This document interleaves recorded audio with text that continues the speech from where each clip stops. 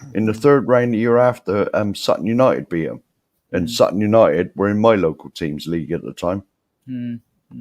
Yeah. Ellie, Yes. what's your view on this? And I'll come to Has. What's your view on Coventry, the tie against Coventry?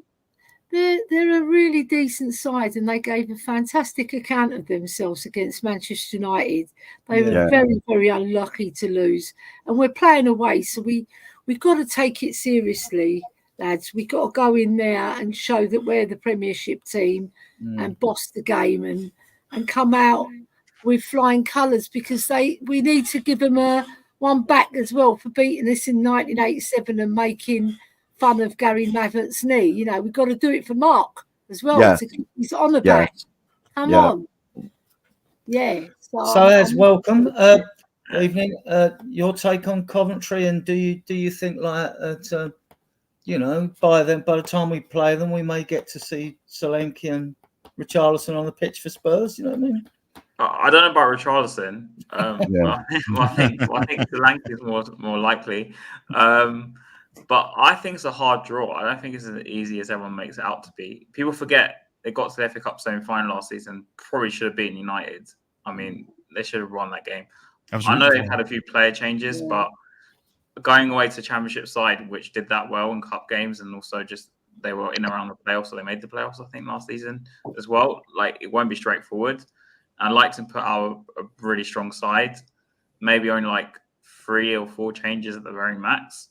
And bear in mind, this is probably our best chance of winning silverware. So, because if you look at the Europa League draw, I'm sure we'll talk about it later on. But yeah, we will. Yes, I think that's arguably a harder competition to win. That's just my take on it. But on paper, you think we win it, but I think it's going to be a lot harder if we especially rest 10 players again. You've got to remember as well, under the lights, midweek, Championship versus Premier League team. Yeah. Championship, all their crowd's going to be baying for blood. You know, because that team they played Man United at Wembley, but when was the last time the biggest team went to wherever Coventry play these days? I mean, they don't get to see that every week, do they? And so for a Premiership team to rock up, people forget we lost the Rico Arena, is it? Do you remember? We lost the Colchester and the Poch. Oh yeah. So these games are never like as easy as everyone makes out to be. No. I mean, these sort of lower league teams as well. I mean, the competition is quite short. So, even a lower league team will sort of fancy their chances of trying to get to the last stages of it. So, yeah, we can't rest on our laurels. We got to be ruthless. Yeah. It's tough when you play a team where they've got nothing to lose. I think exactly. They throw everything at you. So they will. But this is almost it's almost like their cup final. Yeah.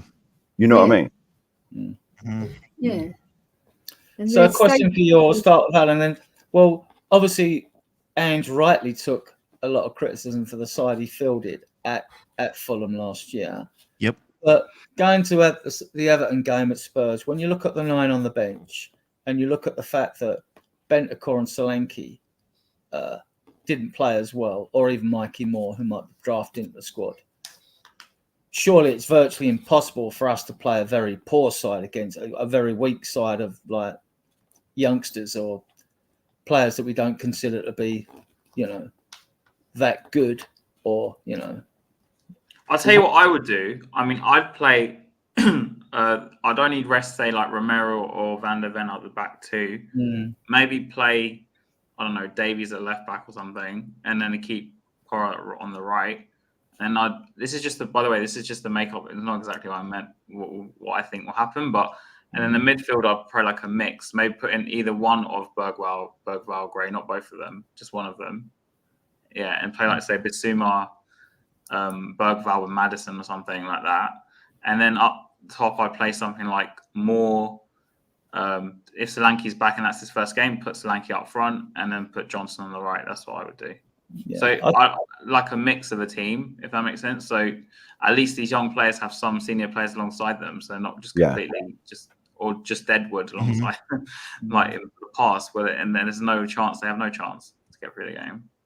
I kind of agree with Hazard there, in the sense that I would swap out maybe a couple of players.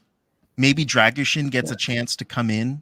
You know, I don't really feel like we're going to get any less. Like if we sit Romero or maybe you know, Mickey Van de Ven for his leg. Maybe, I don't know if he's perfect or not. And we put in Dragoshin. I don't think that's really a huge drop off. And maybe instead of Madison, I don't know. I could see Bergvall coming in. And I would like to see Odebear. I think I want to see more of him. So I'm hoping that we don't sit him. I really hope we don't start Johnson. But I was just like doing like a makeup of a mix of players. Yeah. It wasn't like exactly how, you know, I'm trying to say. I did wonder why you said Johnson. Because I don't expect to be a first teamer, so I was like, just chuck him in the cup. Yeah. Oh, he's one of the fringe. Oh, I see. Johnson's one of the fringe players. Well, in my eyes, Yeah, but I don't, definitely. not this Saturday, Sunday. Ellie, so it's hardly going to be a weak team anyway when we play Coventry. We've had so many players leave the club, haven't we? So it won't be a weak team. Some fans may consider it a weak team. Actually, do you think it'll actually be a strong team? It won't be as strong as like if we played the ones who started against Everton. But barring Johnson, he was the only one who really didn't play well in that game. But I expect him to play at least 6 first-teamers and a splatter of youngsters. And I think he'll play Forster as well in goal. I really do. Oh, because they normally do that. Oh, my goodness. I actually think Austin's really as long as we got Vicara on the bench in case it goes to a penalty shootout, Ellie, and you know. I think he'll start Solanke if he's fit because he'll need the match time, won't he, to get his legs going again because he's been sidelined for a whole week. If he has another week off, he's going to be a bit sluggish, I reckon. So I think he'll get a run out. And I think maybe he'll play Richarlison on the left and give him a try, you know, instead of Odegaard. By that point, what I was thinking with my explanation of the lineup was to have, say, one youngster in each position alongside 2 to 3 senior players. So then at least they're not like overruled by the occasion. Mikey Moore up front. Yeah. Would you play Mikey Moore as a winger or would you play him as a striker? I chuck him on the left. That's just my personal opinion. Yeah, I would. I'd like to think that Ange has learned from his mistake from last season, to be honest with you. And you know, well, he's going to get slated if we go out, isn't he? Oh God, if he rests 10 players, I'm going to have a meltdown again. Probably. Yeah, Mikey Moore plays more on the left and cuts in when he's with the under-21s, but when he was used by Ange in the pre-seasons, he was played on the right a lot. So, and I don't know if that's in the under-21s because we had better balance with him, but he can play anywhere basically in the front three and even as a 10. I mean, he's that good. So, Adrian, what's his best position then? Because you've seen more of him than I have. Well, I've seen him. Well, the most I've seen him is on the left for the under-21s. Oh, okay. But like, he can break from midfield. He can play on the right. He's 16, so to play through the middle. He's a big ask for him to play in the middle. Yeah, he's not small though. He's not small. I mean, like, he's stocky. He's got a low centre of gravity. He's good. I mean, it's everything about his game is good. You know, you could go on. But our under-21s are losing 2-1. Southampton have just scored. Yeah, I'm not expecting them to do as well as last year. As we're getting, I mean, like Keely's out to Orient as well with Keely, a lot of them are being loaned out, so and it's good. And that's more important for their development than how well our under-21s do in the league. You know, so that's so.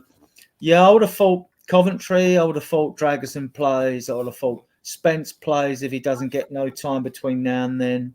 Yeah, I reckon. Probably Davis. I mean, like, and then people say it's probably Davis as well. You know, would play. You think we'll see like Will Lancashire on the bench? Possibly. He hasn't gone out on loan, has he?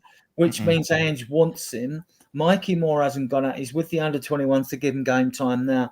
I think after tonight, we know, well, once we know the makeup of the squad, once the squad's declared, I'm not sure when they have to declare the 25, the 17 maximum European and 8 homegrown and 4 academy trained. I don't know if we're going to be penalised for the 4 academy trained. We might lose a player or two in the squad. But I've never been paranoid about 25 players anyway, to be honest with you. All right, you want the extra goalkeepers, but like if squads were 20, I mean, why not have, if you're allowed 9 subs, why not just have a rule with a club and saying, right, your match day squad max is 20? That makes it easy. Because if some of them get injured, just stop. Yeah, I know, but you still got plenty of players, haven't you? I mean, like, on the B list and that. I mean, I go back to when we had in '81 with Oddle and Ardiz and Villa, you only had squads of 14. Yeah, there was 1 substitute. Yeah, and 1 sub, so Yeah. a bit different. Yeah, so Coventry won't be easy. You expect us to progress, though. I mean, we're better now, aren't we? We've kicked on, haven't we? I mean, haven't we? No. Hang on a minute. I'll say that for later in the show if you want. All right, fine. Mark's having a swig of his Diet Coke. Go on. No, I was trying not to laugh when Haz started speaking because I thought I know what's coming. Yeah. I've seen the WhatsApp group. Yeah, I know. Right. So we move on to today's news then, the Europa Cup draw. And we go through each of the teams. I don't know how familiar you are. I had to Google some of them. Yeah, it's a Google. So I've actually heard of all of these, right? So, yeah, so the dates haven't been arranged, but we've got 8 teams to play. We play and 4 away and 4 home. So we've got Glasgow Rangers away, Roma at home. I'm glad we got them at home. AZ Alkmaar at home, Ferencváros away. They're Hungarian. Karabag, they're from like Kazakhstan, is it? Bekikstan or whatever it is, one of them star countries. Azerbaijan, isn't it? Or Azerbaijan, yeah. We got Galatasaray away in the cauldron of hell. Out there. Cauldron. Well, loonies out there. There's 30,000. Yeah. They're all ultras. Fireworks everywhere. Fireworks and flares going off. Then we got Elfsborg, like from Sweden. I've heard the name. Hoffenheim, I'm sure people have heard of away. Yeah, that's where Sessignon was, wasn't it? There's no dates for these yet. It's on that. We just know that that's tomorrow. It's tomorrow. It's tomorrow the dates come out. Yeah, they'll be obviously all going to be on a Thursday. It'll just be different times, I guess. Yeah, they'll be like. Well, they got to sort out. Well, they got to sort out the order that you're playing them in. Yeah. Oh, is this not the order? Do we not know? No. That's not because the order when it come out, like it was on the WhatsApp group, like the first 2 are pot 1, the second 2 are pot 2. Oh, etc. Right? On the computer and so that was the names that came out. I was scared when playing Roman Rangers back to back. No. Well, it might happen, but I doubt it because. But they did say on the program that the fixtures will be released tomorrow. When I don't know, they never said. Yeah. I mean, the thing is, you've got other teams in the same country. So, if you wouldn't want, or they wouldn't want, 2 local rivals playing in the same town or city on the same day. Probably that might happen. With us. Yeah. Who else is in the UEFA Cup with us? I couldn't name it. I couldn't think. I don't know about you. But just United. I looked at the pots and all the teams. On our day, I think we can beat any of them. On our day, but I don't. I mean, we need to take this seriously, really seriously. I think we've got a good chance of. Getting through into the latter stages of this competition 100%. But to be honest, we can beat any of the teams in the Champions League on our day, but it's just on our day doesn't happen very often. You know? I think more often than not in this competition, though, to be honest. Well, I'd like to think so. But then we'll probably said that under Jose, where we were going to do well and got knocked out by, was it Zagreb? Yeah, Dynamo Zagreb. Zagreb. Oh no. Yeah. So And who was that? I hate the And notion. the manager was in prison at the time. Yeah, Yeah. he's still in prison. Yeah. But I just hate the notion that people think because we're like a top 5 league that the other European teams are going to be like a walkover. Because even back in the day when we used to take it seriously under Martin Yole, I remember we had loads of tough games back then. And also, it's going to be tough. It's going to be tough, definitely. But I just think our day. I don't think we should be scared of any team in this competition. That's the way we've got to look. That's the way we've got to look at it. You just got to treat them with respect, haven't you? In Europe. Yeah.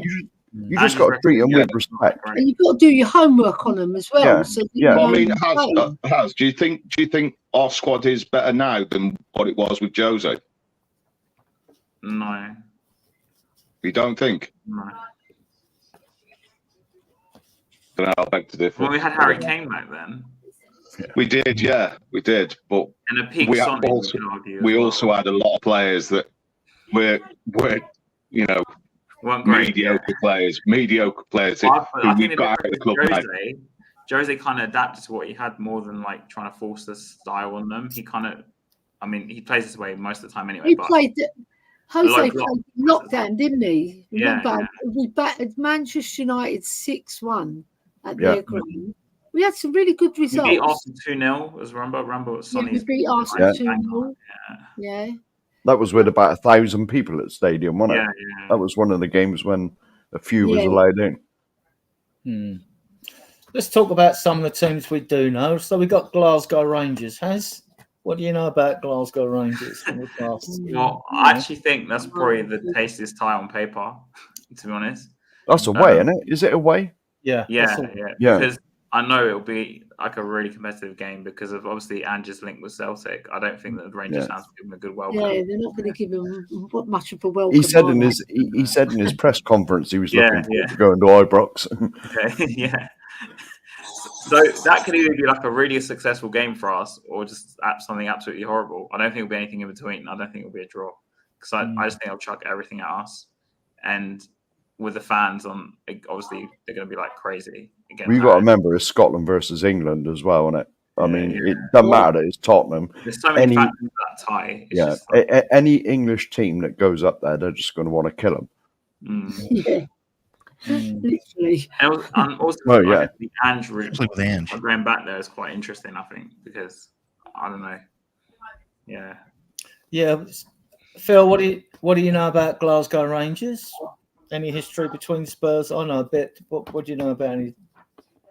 I know they've dropped off in the last year or so. Don't think they were the team they were. So I think, like Has said, I think when we sort of play them away, I think it'll be, a high scoring game, definitely on our behalf anyway. I think they'll definitely try and come at us and give it everything they can. And I think we'll hit them on the break quite a few times. So I can see us beating them comfortably, to be honest with you. I don't think it's the easiest fixture out of the lot, but I think it's definitely one of them. Alan, didn't we beat them in the final of the Watertoll Cup? Was it that cup up there that we went up and played them in that friendly and beat them? Do you remember it? I don't. You don't? Well, it was one of those season games that we went up and played. It must have been something. And Jed Spence made the 5-minute cameo appearance. Yeah. Why did we play that game, Ellie? Do you remember? Was it some team for them? It's to do with Walter Toll, wasn't it? It was to do with Walter Toll. Because he got killed in the First World War, didn't he? And he had links in Scotland. Rumored to be the first black player to play for England, or in the Football League. Wasn't he Spurs' first black player, or was that someone else? Yeah. No, it was him. No, really, the only thing I know about Rangers is that Ange dominated them while in his time at Celtic. So they're going to want, I'm sure they're going to want to show up Ange with his new team. And I couldn't blame them for that. But I think that there is quite a difference in the type of play between the Scottish Premiership and the Premier League. And I think that, again, as long as we play like we did against Everton, I think we should be able to beat them. Yeah. I think Rangers, like when I think it was a couple of years ago when Steven Gerrard, it might be more than a couple of years ago, when Steven Gerrard was there, they had a pretty good team and he got them going. But ever since he's left, really, it's sort of gone downhill from there. And same for Gerrard's managerial career as well, I suppose. But yeah, I can't see us, losing to Rangers, to be honest with you. Yeah. Mark, your memories of Glasgow Rangers, whether playing Spurs or just Glasgow Rangers in general? Well, I've got no memories at all, to be honest. It's a bit far for me to go all that now. But I certainly know that.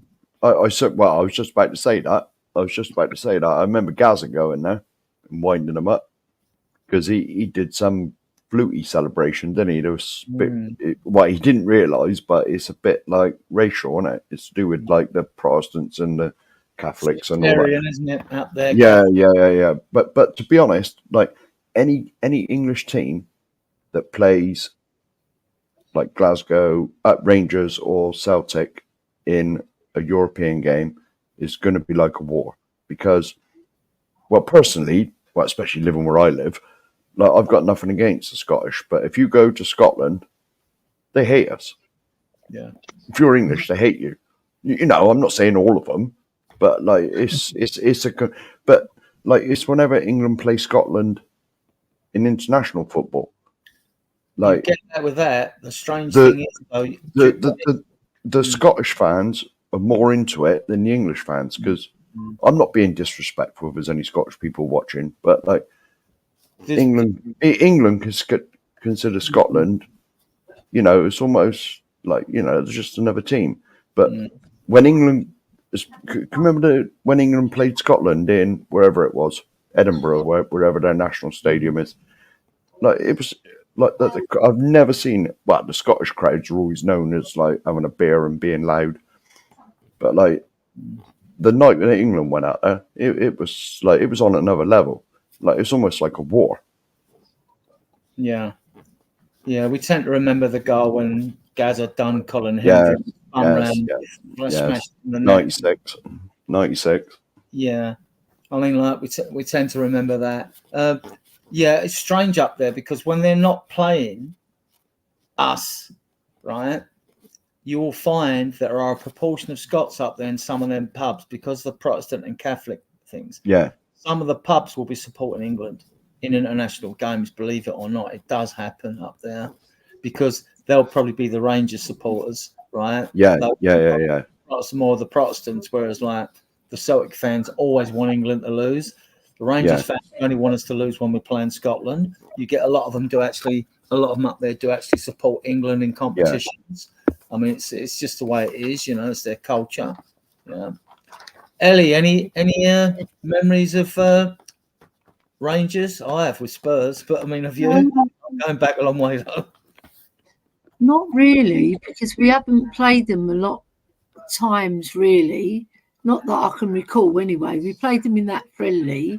I can't think of any other game that I've watched with Rangers, not even a friendly. I mean, it wouldn't be a friendly, would it? It would be like war. Any game you play against a Scottish team, they're going to want our blood. Yeah. And when we play the Welsh as well, they're the same. Right? So they're all gunning for the English. But the main thing is that we stay disciplined because they're gonna have their 60,000 fans cheering them on, right? And it's a cauldron of like hell, really, going in there, right? So we got to be on our guards and we got to make sure that we do what England did when they beat Scotland 3-1 up there. They stayed cool, calm, and collected and got the result they needed. So I want us to walk away with the 3 points. And have a few bevies on the coach on the way back, Yeah. Just one final thing. You've got one of the admins on this channel is the perfect man. He can be like live reporter. Oh, Ian. He lives in Scotland, doesn't he? Yeah, he lives in Glasgow, doesn't I'm not Yeah. sure. I don't know exactly where he I lives. think he does. Well, I can remember the Spurs double side spanking Glasgow Rangers when Scotland were more competitive than they are now. And I also remember, I'm sure you remember the disaster. I mean, Ibrox used to hold 132,000, I think it was at one time, when stadiums were all terracing basically, and they had a disaster there, and like, you know, over 100 died or something when the barriers collapsed and stuff like that. Oh, right. It's amazing there weren't more disasters when football. I've been pinned to crash barriers in crowded games at Old White Hart Lane when we used to have, before you had all the seats around the ground, you had 60 odd thousand in there, like, you get votes. I'm surprised more people didn't get hurt in the crush. Right. Well, the Old White Hart Lane, the record capacity was something like 70 or 80,000, wasn't it? 75, I think. Yeah. We had 76,000 for an FA Cup tie against Sunderland. Sunderland. Yeah, it was Sunderland. Yeah. I mean, you never get away with that these days. No. Like jamming people in like sardines. I know. Well, it was all like football grounds were like big bowls. Like Charlton was massive. Like it was just a big bowl in the ground. Crystal Palace 100,000 for the 1901 Cup final that Spurs won as a non-league side. You know, I mean, 100,000 there. I mean, well, the old Wembley was 100,000 as well, wasn't it? When it was standing. Yeah. Right. Let's move on to Roma. What do you know about Roma? Apart from that it's in Italy. Well, Jose used to manage Roma. But if you really want to know, Totti was one of my favourite players growing up, and he used to play for Roma. So when I used to watch a lot of them. I have a soft spot for them, actually, just because of Totti. And I used to like De Rossi a bit as well, but it was mainly because of Totti. I mean, let's be honest, he was one of the few one-club men as well in the end. I mean, he didn't go anywhere else. And he was like a great player, man. One of the OGs. But again, probably won't be an easy game. Obviously, they have. I think De Rossi's the manager now, right? I think. Yeah. They bought Manu Kone today, I think, which is one player I know Stell really wanted at Spurs. And he went for like 25 million, so it's not exactly the most expensive player. And I think they'll probably cause us problems because Roma historically do well in Europe. So, yeah. Phil, most men like Totti, don't they?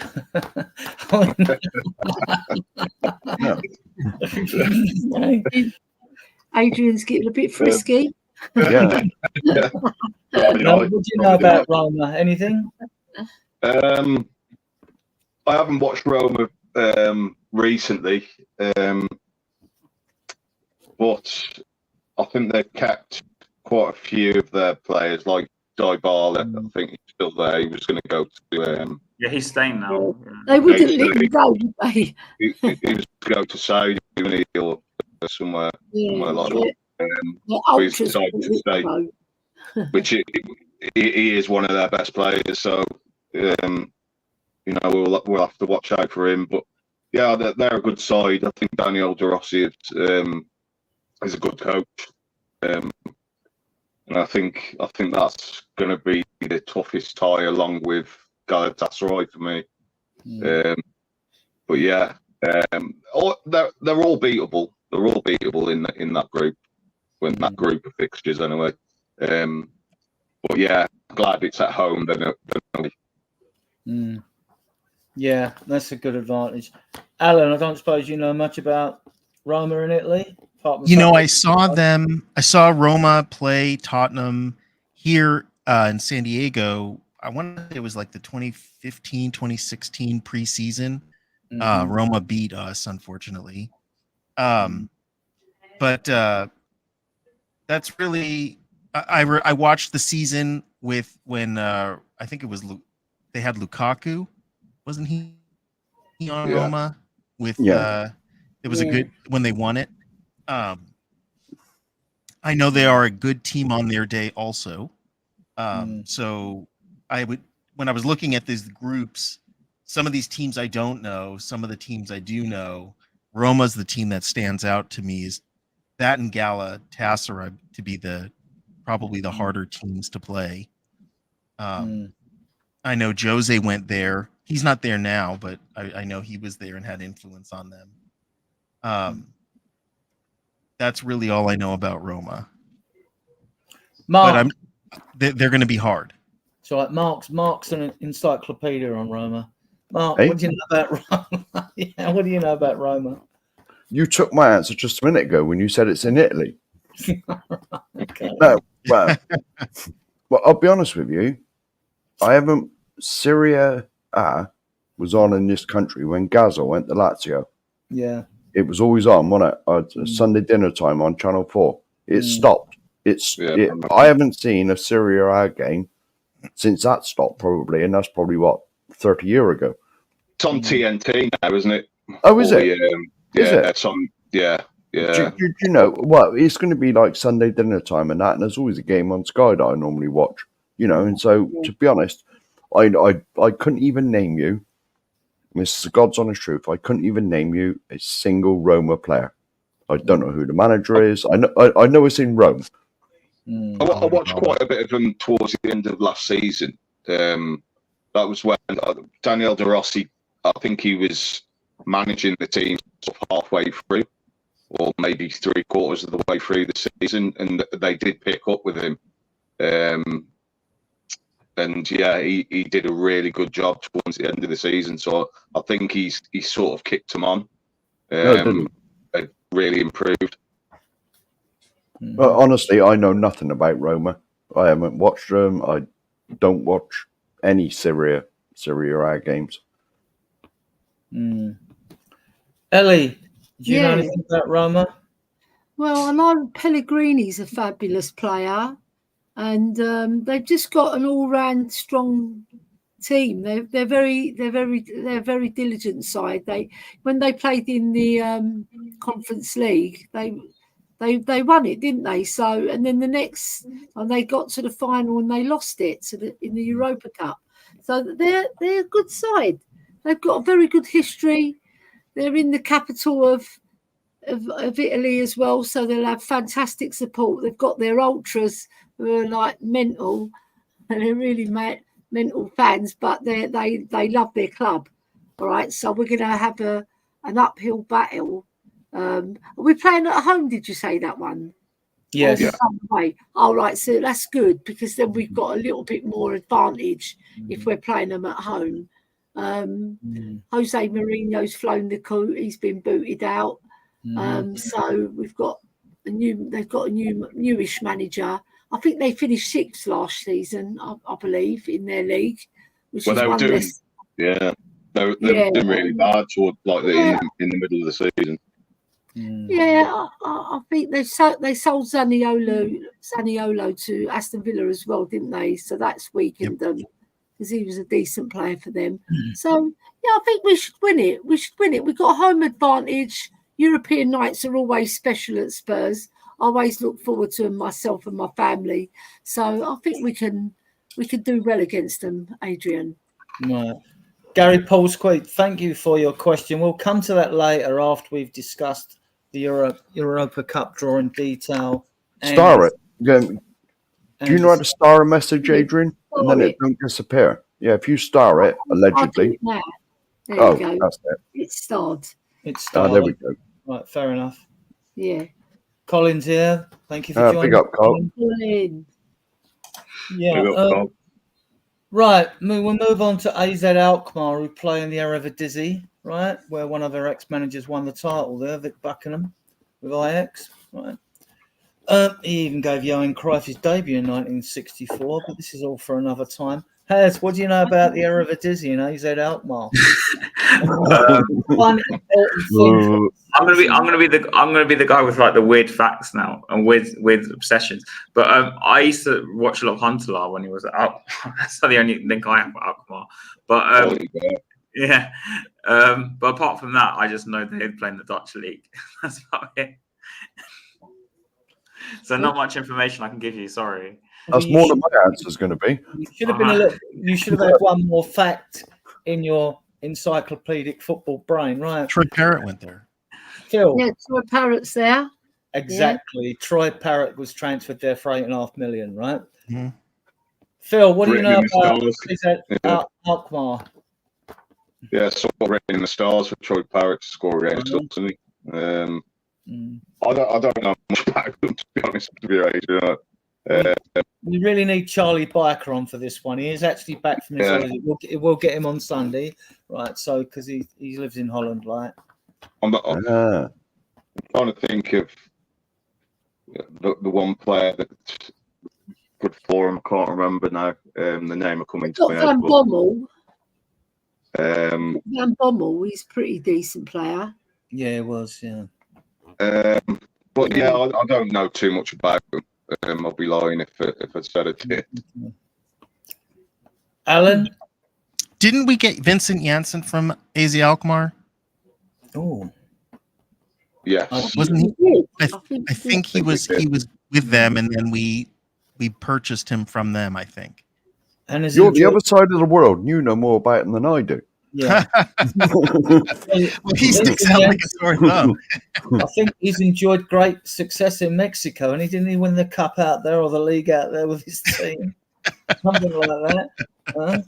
Vincent Janssen? Yeah. Unfortunately, we didn't see much success with him for us, but I think AZ Alkmaar kind of got the better end of that. AZ Alkmaar. Yeah. Oh, there we go. Mark, you know anything about AZ Alkmaar while you're busy, like keeping us up to speed with all these transfers which are happening every minute on the radio? No, well, I told you at the beginning, Adrian. I haven't even got my TV on. It's behind me. You know, I mean, I was going to have the computer at a funny angle, sit at a funny angle, so I could. But I told you I watched 3 hours of Sky Sports News today, and they never went to the Tottenham report or whoever it is once. Mark, was that part of your community service, or what? Was you forced to watch it? So, yeah, well, yeah, but what was that, Has? I haven't watched 1 minute of Deadline Day at all because that's how much expectations are so low. I watched about 3 hours of it, and they never went to the Tottenham. Whoever's at the top, I don't even know who's there because they never went there. No, they've been. I'd not expect anything anyway, so. There's no action there. There's no action. Yeah. Well, they just never went there. You're just going to waste your time. Honestly, I hate to put it this way, but I think Levy's living off the Van der Vaart transfer with this whole Deadline Day thing. Because Ellie, what do you know about AZ Alkmaar? Otherwise, why else would they, you know? Well, I think they signed Coop Miners, I believe, or he was there already. I'm not sure. And they've got Van Bommel. I know that. Other than that, I don't really know much about them. I think we played them, didn't we? Didn't we play them in Europe when we were in the Conference League? I'm sure we played them. Yeah. I think they got Jordy Klassen in midfield as well, haven't they? Yeah.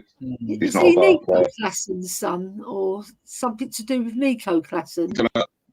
I don't know. I don't know if he's quite a famous name. He must have some sort of Jordy Classy. His name is okay. Yeah.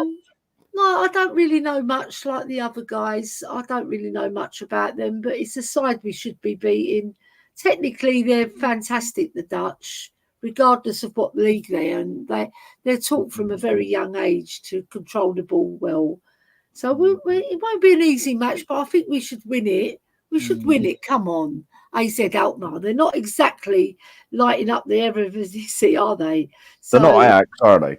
No, they're not Ajax, and they're not PSV.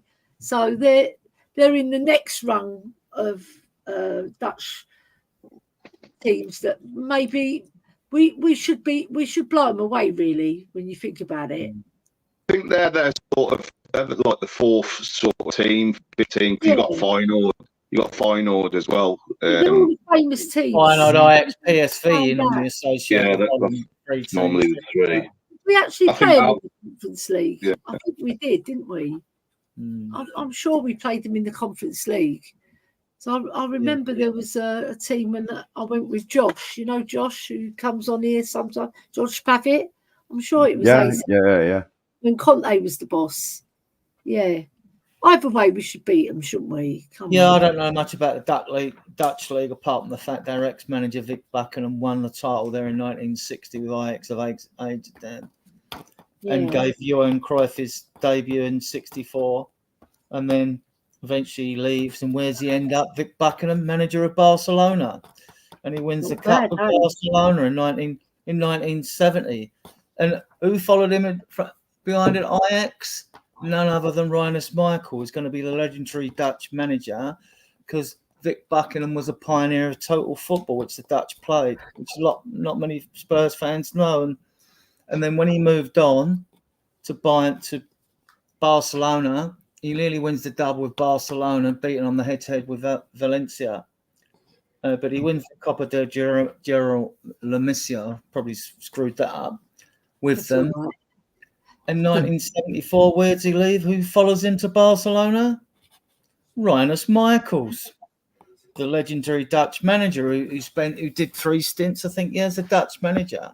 I mean, like, I might do a historical perspective on Vic Buckingham and Peter William another time, because they were both pioneers of total football. So I don't know much about Dutch football. I'm sure Haz is going to smash it now with Ferencváros, right, the Hungarian team, because I'm sure he's got an encyclopedic knowledge about this Hungarian side. Come on, Haz. Give us some of your pearls of wisdom. I've got nothing. Nothing. Yeah. No, at least 0 something. I just know they're playing Hungary. And that's like the listeners to know that we do sometimes bring well-informed guests on the show, okay? That's my answer gone as well. It sounds like Fenerbahce, but obviously there's no link there. So, Phil, what do you know about Hungarian football, apart from the fact that when the Spurs coaches went to Hungary, at Spurs at the time, when Peter McWilliam was manager for his second stint at Spurs in 1938 to 42, Jesus. Yeah, he actually had playing for him in his team. Arthur Road was playing in his team and so was Vic Buckingham, who came through Spurs Northfleet Academy, because we had a nursery club then. And at the time, because the Spurs way of playing football was unheard of, playing football on the deck, because even going back to the 1900s when McWilliam was playing for Inverness Thistle and stuff like that, I mean, like, pitches weren't the scientific products they are today. I mean, like, after half a dozen or a dozen matches, they cut up to pieces. They were mud baths. You go and look at those pictures, the old photos, shadows from floodlights, and they were mud baths. And Harold could play the way he played on those pitches in his day, I don't know. So, because he's a genius. Teach the Hungarians the Spurs way, and the Hungarians come to Wembley after the war and beat England 6-3 at Wembley, and in a return match in Budapest, they beat us 7-1, right? Wow. So they beat us 4-0 recently as well, the Hungarians. Yeah, right. I was about to say that. I mean, there is some good Hungarian players, Well, I'm going to come to that because we've got time to kill. So the European Cup, not the Champions League now, right? That was inaugurated in 1955. And Real Madrid won it for the first 5 years on the spin, right? So, but in 1960, right, when they won it, Ferenc Puskas was playing for them. Now, he wasn't a bad player, Ferenc Puskas. He scored. He's pretty decent, wasn't he? Yeah, he's pretty decent. And you've got an award named after him for the best goal scored in Europe. Yeah. It's a good reason.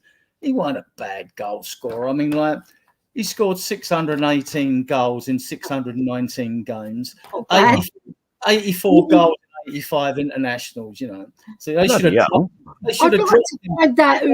dropped him for not scoring in that other one.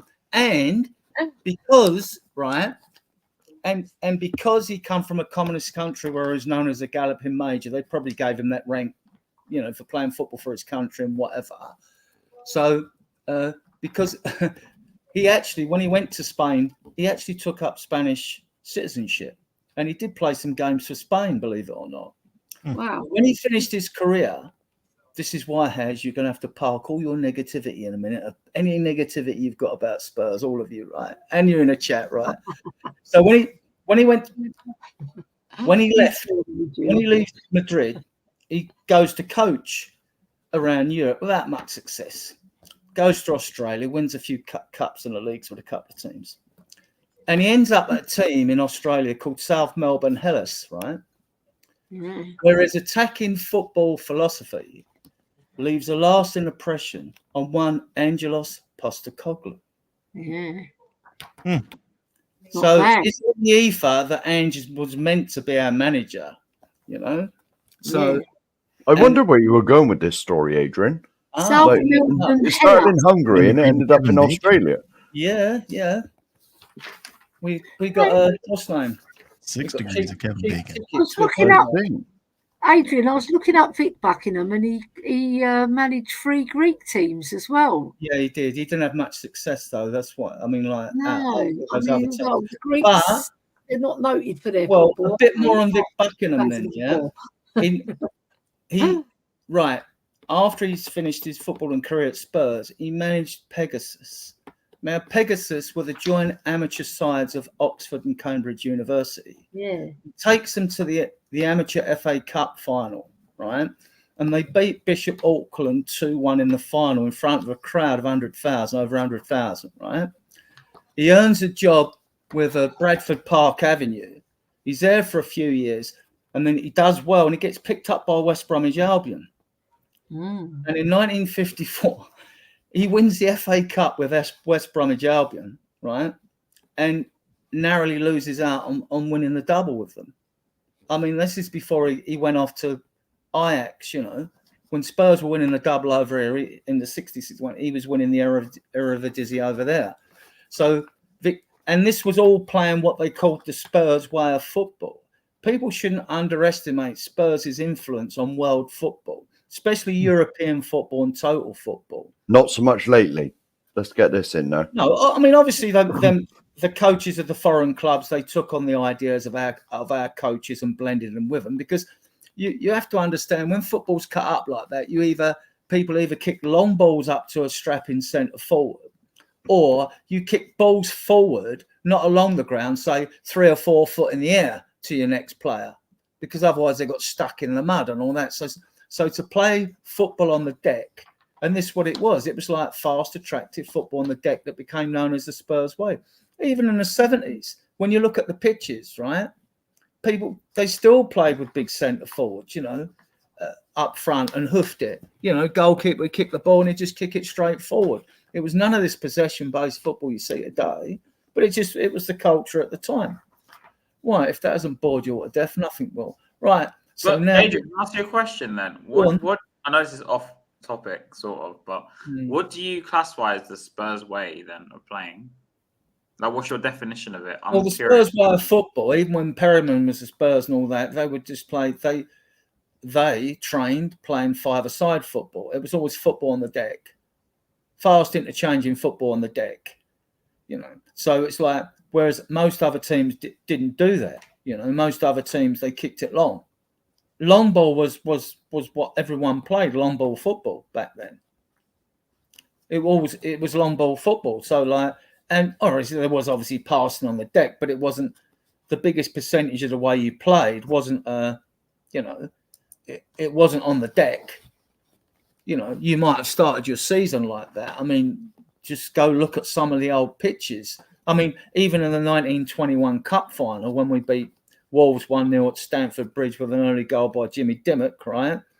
You look at the game. I've got some video of that in the Spurs Diehards Facebook group. You look at the pitch they played on, it was just a lottery. But we were, you know, we came out winners that day, you know. And that was under Peter McWilliam, you know. Because the season before, we'd won the second division championship by 6 points. But the season before that was the season when, after the First World War, that we were relegated at the expense of Arsenal. But the pain was short-lived, because the following season we walked the second division title. The year after that, under McWilliam, we win the FA Cup. And the year after that, we finished runners-up to Manchester United. Then he got nicked by Middlesbrough for a colossal sum of £1,500 a year in wages. But he came back to us in 38 and 42. He gave up. He considered himself too old to play football. So it's just interesting. I mean, like, I just think it's a shame that that a lot of fans, mind you, maybe they just can't be bothered to read up. They might read up on the trophies, but Spurs are really responsible for the way football's played today.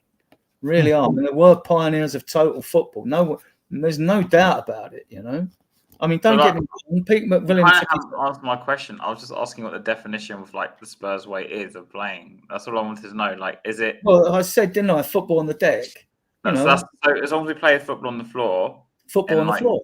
That's all it is. Okay, all right. Okay. I'm just curious. Everyone goes on about the Spurs way on like Twitter and all these groups and like. Well, when you go down to with Arthur Rowe and Bill Nickerson, you know, teams used to say when the double side play managed complain, they said it was like it took a lot. It wasn't just that it was like interchanging password. It took a lot of like you had to, as a player, you know, you had to be ready to receive the ball, give the ball, receive the ball, give the ball, and quick. It took a lot of footballing IQ.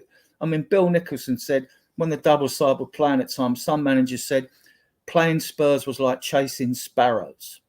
You couldn't catch the players. They interchanged with the ball. And they just had it. The team was just fantastic. I mean, like, you know, they even beat England, right? I mean, the team was just that good.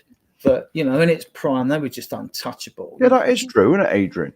Was it a Charity Shield where Spurs took on a rest of the League 11 and beat them as well? Yeah. I think it was a Charity Shield, wasn't it? Yeah, we won the double, yeah. Yeah. It was the year we won the double because the Charity Shield's obviously the league winners and the FA Cup winners.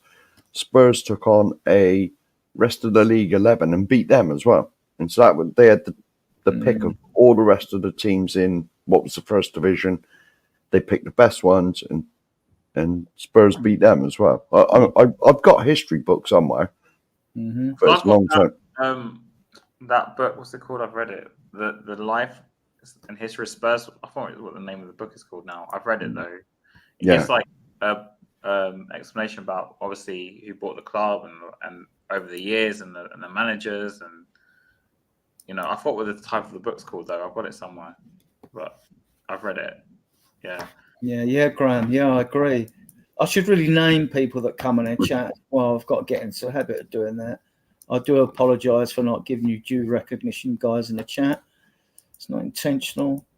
I mean, like Peter McVilliam, when he became in 1900, he played for Inverness Thistle for a couple of years, Scottish footballer. And actually, that's where the football on the deck, they called it footbar, being Scottish, right? And it was football. The coaches there tried to get them play football on the deck, and it was unheard of. You know, you back in the days, you're talking goalposts, no nets, no crossbars. You didn't have nets and crossbars back then, and the posts were square, right? And like so, after a couple of seasons, he gets a move to Newcastle United, where he become known as Peter the Great and won about 8 or 9 Scottish caps, and he won 3 First Division titles and an FA Cup. So he was there 9 years. So that takes him up to 2011. So obviously he must have been up to retirement then, and then like he becomes Spurs manager, probably because of his success he's had. And he brought his ideas there, you know, and it didn't start off great in the first season. I think he was there in 1913. I think he comes to Spurs. So it wasn't a great start. And then you had the outbreak of the Great War, the First World War. So football was suspended. Then after the war, we find ourselves stitched up and relegated. And we finished bottom, and Chelsea finished second from bottom in the league. And we went down, and Arsenal were 6th in the second division. And their chairman Norris went round. Oh yeah, I know. They paid lobbied everyone, gave an impassioned speech at the meeting, which was unheard of. It just wasn't a done thing. And the members there, they voted for Arsenal to be promoted. There were 5 other teams. I remember. Yeah, Arsenal, right? But they had someone on the committee, didn't they? Yeah, Norris. Yeah, they had. So they got promoted, and Chelsea never got relegated.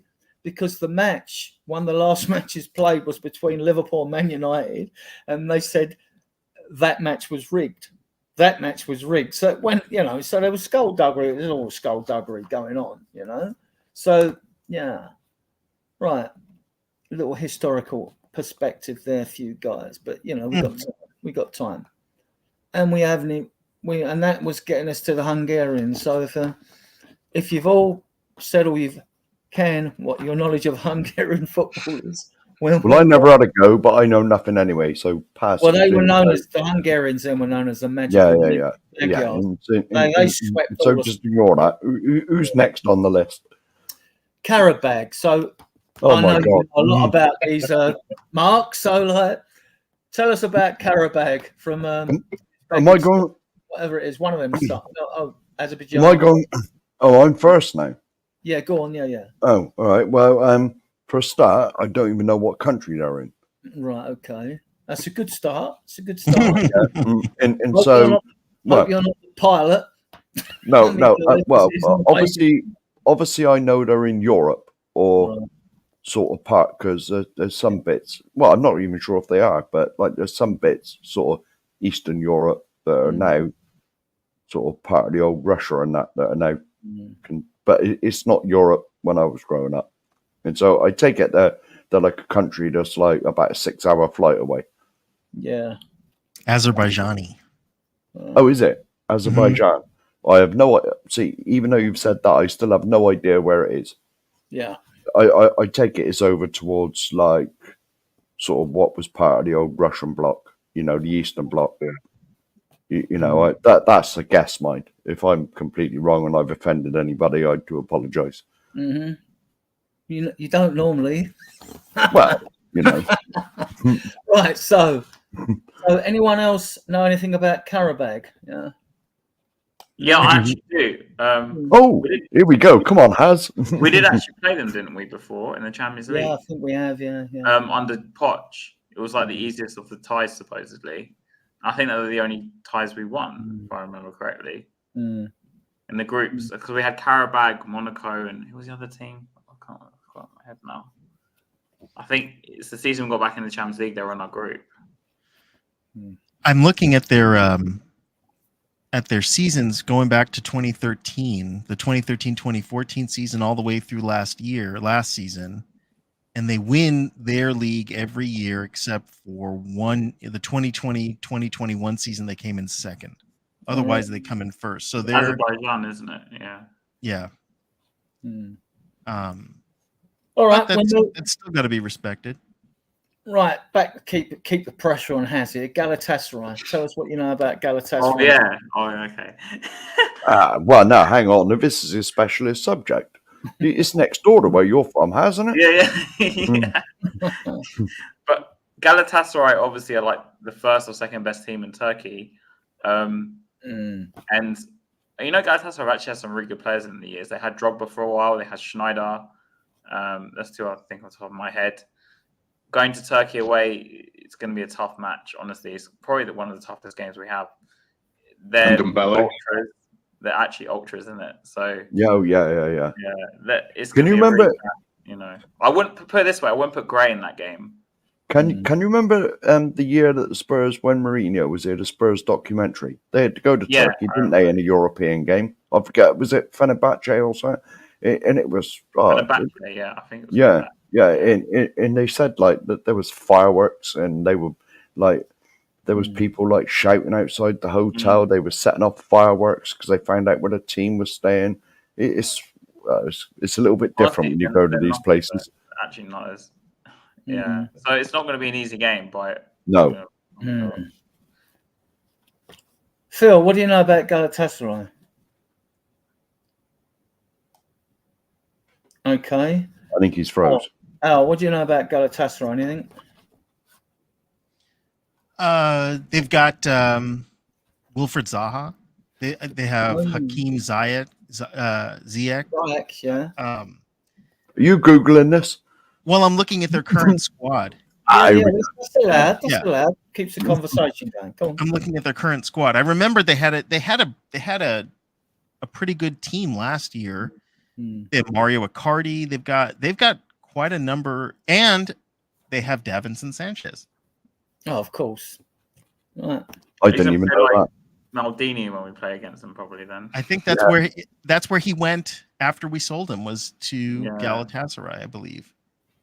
Phil, what do you know about Galatasaray? They're a hostile crowd. I know that. They got some tricky players. with Dries Mertens and Zaha. I think Zaha is going out of the club though.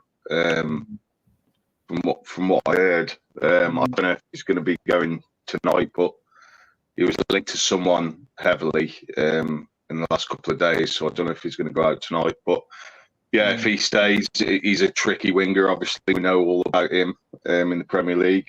And Icardi, yeah, he's a seasoned striker. So it's going to be tough, man. It's going to be a tough game, that is. Like I say, it's going to be probably the toughest fixture in the group.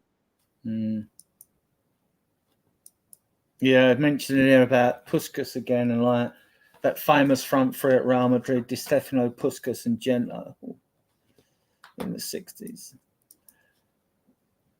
Yeah, Galatasaray. Yeah, I don't know very little about them apart from the hostile crowd, and that English supporters gone there, been on the receiving end of quite a few stabbings.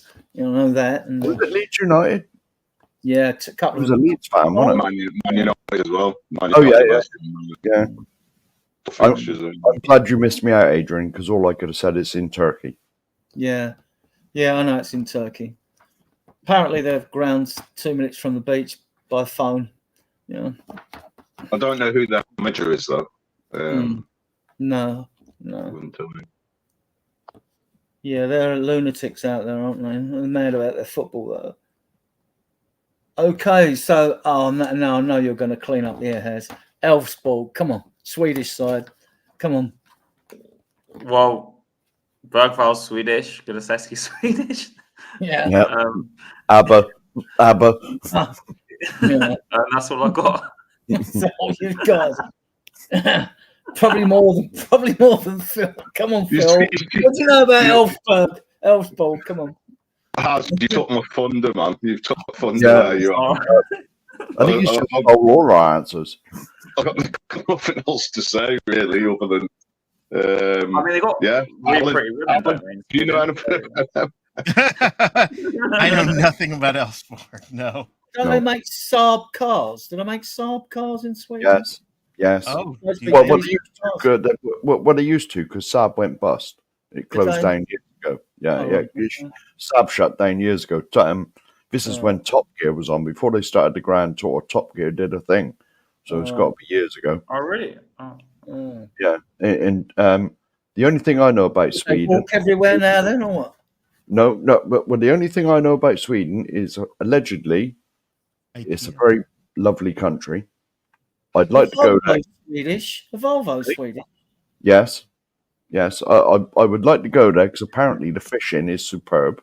I had a theory of how to actually cure London's traffic jams, right? All you had to do really was take the bumpers off the Volvos, right? You'd have plenty of room for every car on the road, right? Did you ever used to see them Volvos with them great big bumpers on them? You've just stopped me in my track talking all my knowledge of Sweden. Knowledge of Sweden. Meatballs, smorgasbord, come on. Yeah, that chef bloke that was on the Muppets. Oh yeah, and if you want to speak Swedish, Swedish chef, yeah. Yeah. And if you want to speak Swedish, all you do is it's B's and D's and D's and B's. So you go beady dooby dooby. Isn't IKEA Swedish? Solanke's no, he's of Nigerian descent. Yeah, thanks for letting me know, Chris. I can't remember, but we definitely played in the Champions League. Yeah. So, have I missed any of you out on Elfsborg? I don't even know where it is. I mean, like, it's probably a Sweden place anyway. All I know is they meant to have really pretty women. That's the only knowledge I have. Well, allegedly. I've never seen any films with like Swedish women in. And apparently snow's free as well there. Yes. What we'll say though is that they're 20 games into their season at the moment. So season finished. Because they stop, don't they? Because it gets cold up. It gets cold and dark up there from about November onwards. It stays dark for about 3 months. Yeah. They're currently fifth in their league at the minute. Yeah. They have no electricity bills for 6 months of the year because they don't have to turn the light on, and another half of the year cost them a fortune. Yeah. Well, and I know these like Scandinavian countries like Sweden, Norway. It was definitely Norway. If you go to Norway, any alcohol costs you an absolute mint because Don't go then. My tip is don't go. No, because in the times where it stays dark for like 2 or 3 months, depends which part of the country you're in, they had the highest suicide rate because people would just get depressed. Go to the pub. Yeah. If you go to Norway, I know it's definitely Norway. If you go to Norway, a pint of lager, say it's about the equivalent in euros, is like 30 quid. Iceland as well. Iceland. Yeah, it's because everyone used to get depressed because it stays dark in these places. Why would you want to go to a country called Iceland anyway? It's just not an inviting name, is it? Oh, apparently that's very beautiful. Yeah, I've heard it. Greenland. Northern Lights, isn't it? You get Northern nice you're right. volcanoes, don't they? And like, Yeah. Okay. Right. Mark, you're going to clean up this time. Hoffenheim, come on, mate. You can do this. Now, I know they're in Germany, obviously, unless I've got that wrong as well. Good start. Yes, there's one fact I've got correct. And the only thing, well, I did see Harry Kane. It was on Sky Sports News. Was it yesterday or the day before? He's at Oktoberfest. And they were all holding steins of lager. I was like, you jammy so-and-so. Like, allegedly, it's like Oktoberfest over there at the moment. Why they have it in August, I don't know. But it's... but Hoffenheim, I don't watch Bundesliga either. Surprise, surprise. I know nothing about it. Where did they... Well, they must have finished like 4th or 5th or something in their league last year. 7th. To get in. Where did they... Oh, they had the extra place, didn't they? Was it the German league got awarded the extra place? Yeah, because they run... Yeah. Oh, here we go. Harmless Potatoes helping me out. Hoffenheim is like the German Brighton. Small but well-run club. Oh, there we go. There we go. That's my... Thank you, Mr. Spud. Help me out. Alan, what do you know about Hoffenheim? Not a whole lot. I watched a lot of Bayern Munich last season. Because of Harry Kane, and I watched them beat Bayern Munich in the last game of the season 4-2. So I know that they're a team that can beat bigger teams. They seem like they're going to be the dark horse team because just like with Brighton, I guess on their day they could take on anybody, and it has me a little concerned. We're playing them in Germany, so it has me a little more concerned, I think. If we were playing at home, I'd probably feel a little bit more confident, but we're playing away at Hoffenheim, so we need to really show up to that game. Phil, are you frozen or you all right? Phil? He's frozen, I think. Right. No, he's back. He's back. Phil? Hoffenheim, what do you know? Anything? I think you're on mute. You're muted, Phil. No, you're not. No, you are. No, you're not. Can you hear me now? Hoffenheim, not a lot, to be honest. The only player that I know who plays for him is Kramaric. I don't know if you know. He used to play in the Premier League. That's all I know about him, really. Sorry. That's all right. No, that's more than I said, Phil. Yeah. Az, what do you know about Hoffenheim? Well, apart from the fact they're German, didn't Session go on loan there, or was it someone else? Session did, yeah. Yeah, he went on loan there for a season. Oh, see? All I know is that they're in Germany and that we were at war with them. I mean, you must remember the war. It was in all the papers, the war, anyway. Lots of, Allegedly. It was awful, apparently. Yeah. But all these teams mentioned, Adrian, I mean, we've got to give them respect. We have to give them respect. I know. We all laugh at them. Saying we don't. Right, let's just run through them. And stuff like that. But let's run through them as we've give those in the chat some wonderful information. I mean, about these teams. Let's run through them. So it's Rangers away, Roma home, Alkmaar home, Ferencváros away, Karabag away, Galatasaray away, Elfsborg home, Hoffenheim home. So, I mean, surely the qualifiers are going to be Spurs and Roma, aren't they? Was Hoffenheim at home? I thought they were away. No, because that's not how it works, right? Isn't it? You have to be in the top 8 to get automatic qualification. I think the top 2 from each. Oh, it's one of these, isn't it? Top 2 from each group go through. Yes. There's a player Is from it a group still, or is there's a it? player Or is from it league teams stage? 19 to 24. They play off to make up the numbers. We won't be in that, surely. You know what I mean? Isn't it a league though? It's league format, isn't it? Yeah, there's 4. These were drawn from 4 teams of 9, right? So I think all the teams. So if you've got 8 teams automatically go through to the knockout round, right? You're going to need another 8 teams, aren't you, to make up 16? No, isn't it what the top 8 and then the 16 off them play each other? No, I think teams 19 to 24 play each other. I'm not sure what teams 19 to 24 is exactly. Yeah, I think they play each other I'm sure. to make up the next group of 8. Right? Yeah, I'm sure there's 8 or 9 teams that go Hang into on, the we play 8 qualifiers. games. Thomas Potato And then- explained it better. The first 8. Hang on, yeah, harmless potato. The last comment that's on there. Mm-hmm. I was just going to read it and say that I knew, but like it's been No, spoiled. the reason I know about this because when I disappeared for 5 minutes, my dad called me to ask me about how it worked and I explained to him. That's why. It's 9th to 24. I thought So that's why it's on my head straight away. Hang on, let's just read it. It's a 36 team league. it is, yeah. We play 8 games. The first 8 get a wild card, and so is that. And so, yeah. And so so obviously there's 36 teams, and we're all in one league. Yeah, am I understanding this? Yeah. No, then the 36. You know the 4 groups of 9 that were before the draw today.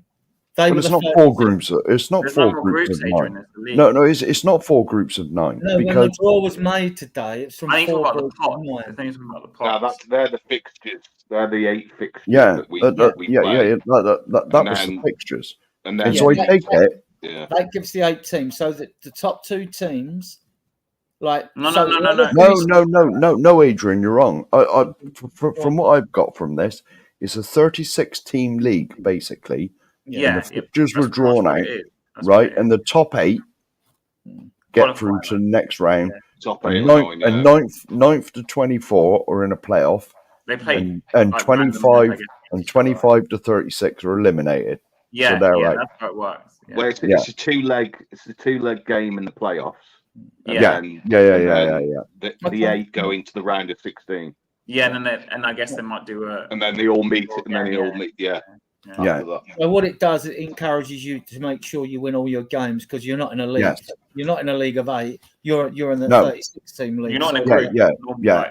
And so yes. really, what I think they're trying to do with this is sort of nullify the sort of dead rubber games when Yeah. you've already qualified and you just chuck all the And kids it's the in. same format for the Champions League as well. Yes, Yeah. yeah. That's exactly the same. You know what? I really miss the straight knockout games when you just play knockouts till you Yeah. win the tournament. Yeah, but Well, that's the what point it was. is less games and no money. You look at it this way, Ran has. Normally, last year you'd be in a group of 4. You'd play 6 games, 3 home and 3 away against 3 teams. Now you're playing a minimum of 8, so you're playing 2 extra games, or only 1 extra home game, but that's 6 mil to Spurs or whatever, or 4, or might it be less money? It might be 3 or 4 mil to Spurs, right? For that. So it's more money. It's like it's just to seduce the teams to not want to break away in a Super League. They're trying to generate more money to give. Yeah, more that's money what it is. to stop them breaking away, and it'll work for a period of time till someone comes up with some new competition. Because basically, what the European team's goal was, they envy the Premier League, and if they could entice British clubs into a different league, they would break the stranglehold that the Premier League has on world football and the money it generates. Yeah. If you want to go to Graham's comment, it's like 3 down. Mm-hmm. That one. That's the way I understand it. It's a Yep. 36 team league, right? And so if you finish in the top 8, if you're in the top 8, Yeah. you're grand through. And then 9 to 24. So how many teams is that? What's that? 16? 16. They'll play off against each other, and then that makes another 8, and then you'll have the last 16. That's how I You know what I mean? Yeah. That's how I see it. And a lot of this is to make teams take it seriously and play every game to win. So there's no dead rubbers or dead games. But then what can they just do? Transfer I news, know Adrian said you can't do it that way. I was just saying straight- straight knockouts, but they can't do it that way anymore. No, There'd be less no. games, as I mean, this is why they like to seed teams, because ideally they want the better teams to go through, which create bigger crowds and generate more money and more people paying. Don't they? That's what they want. I mean, yeah. If you go to the Looks like next comment, Sterling's gone to Arsenal, I think. yeah. If you go to the next comment down, Adrian, Graham, I'm not sure. I don't know if goal difference comes No, into it. it will because it's a league. So Yeah. therefore, Well, it probably will do, but I can't say that I know. Yeah, I don't know. Can you imagine you're like the 8th, 9th team between 8th and 9th? They'll probably be asking, trying to between 8th and 9th. Well, to be honest, with the 36 teams that I saw, there's no reason why we can't be in the top 2 or 3. It'll be us and Man United up there. I would have thought. Yeah, well, you'd like to think so. Well, maybe Roma. You got Juventus. What I'm worried about is Ange's European record, because Ange apparently won 6, drew something, and lost 9 or something. I was reading. Yeah, but he was with Celtic, and Celtic never do very well. With all due respect to Celtic, they never do very well in the Champions League. So I know it was something I read about. And even when you look about it, I mean, as you say, to give people game time, so there aren't going to be any dead rubbers. I thought there might be. We'd give youngsters games, so I was wrong on that. But if you weigh it up, look, 16 teams are going to qualify out of 36. That's almost half. There's only another 2, and it'd be half the teams qualifying. 16. If we can't qualify for the knockout stage of this competition, you know, we don't deserve to be in it in the first place. Exactly. I just feel like people think it's going to be very straightforward, and it won't. Well, yeah, it never is with Tottenham. I'm sure we'll go lose away to Karabag or something, or Fenerbahce, whatever it's Fenerbahce. Yeah, some random team or something. There'll be some nonsense chucked in there at some stage. Yeah, it's never easy with us. No. Right. Anyway, has anyone got a TV on in the back? Have we signed anyone yet? No, I told you I haven't watched 1 minute of Deadline Day. So can you hear me? Weren't they talking about Johnny Cardozo? Yeah. But that's not even a proper deal, because all we did was just supposedly it's almost like we bought a stock in him, because if we don't sign him, when he gets sold on, we'll get some percentage or something. But then if we want to sign him, we have the first option to sign him. Yeah, so I don't really like first dibs, isn't it? It's like we got first dibs on him. Yeah. So we haven't really signed him. We just kind of like, I don't know. I don't even know what we did.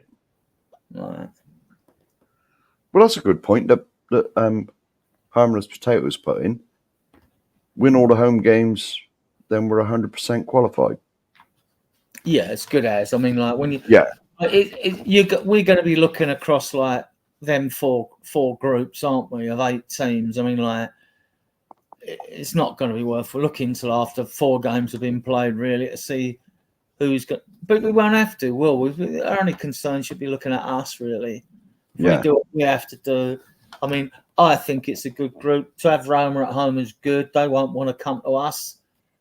Rangers away, Scottish Alkmaar at home again.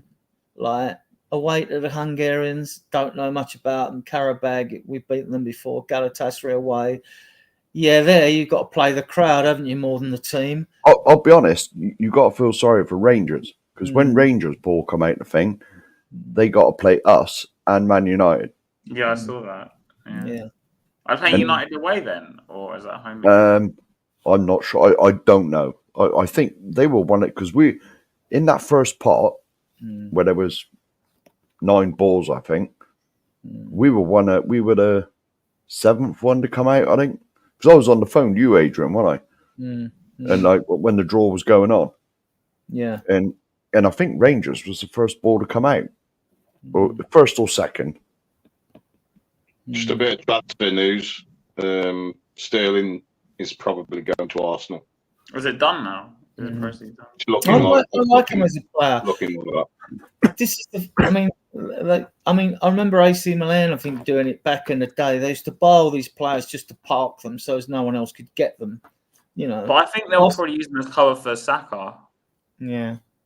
More than like or the wing, because they got Trossard and Martinelli. Obviously, Jesus is injured anyway, and they got He does take his player on. You know, I mean, like and Sterling, I guess now as their front line. But then our ex-player Madueke, I mean, like he's ripping it up now, and he's tearing it up. He played. Yeah. He was on fire last week against Wolves. Have Newcastle not got Elanga then? Because he's one that was. No, I don't think Forest are letting him go. They couldn't get Gueye either. They've struggled to get players in Newcastle. I mean, we know they've got Tonali back because his band's over and he's things like that. Yeah. Tammy Abraham as well. He used to play for Rome, where he's gone to Milan. Yeah, so, yeah, but he's sees a lot of some of these strikers that come through. They flatter to see them, and when you look at the young Man United striker that went to Arsenal and went to Brighton. Oh, what's his name? Welbeck. Yeah. He looked like he was going to be a sensation when I first see him. He was quicksilver like Robbie Keane, but he couldn't finish like Robbie Keane. Yeah, that's the thing. He's doing all right this season. And even Tammy Abrahams wasn't a great finisher either. He needed loads of chances to bury one away. And when we were interested, like that Jackson at Chelsea. But we'll see, won't we? We may eat our words as the season goes on. Who knows? Can I just answer some comments in the chat? Sure, go on, answer the comments. Go on. The Alex Scott experience. Does anyone know who we signed? Absolutely nobody at the moment. So there's one. Cordoso looks like we've got an option to buy him at the end of the season. That's if you don't buy him and then they sell him on in the future, we get some money from it. That's how. Well, that's just a waste of time, isn't it? And Peter as well. I believe Peter's a paramedic or something in Australia. Unless I got the wrong one. Hi, Alex. Let's go through these chat. Hi, Alex is in the chat. Alex Scott. Hi, Just a Harmless Potatoes. Chris Peters is a mod, one of our mods. Does some sterling work, posting everyone's links. Just a Harmless Potato, regular in here now. Philly 2109, welcome to our chat. I mean, I'm not sure if I've seen you before. If I've missed you, I apologise. Pete Kahagias, he's always in, Australian guy, excellent support. Yeah, is he the friend of the channel? Good friend of the channel. Graham. Is that Peter the paramedic who works like nights? Yeah, he works nights. Yeah, big up you, mate.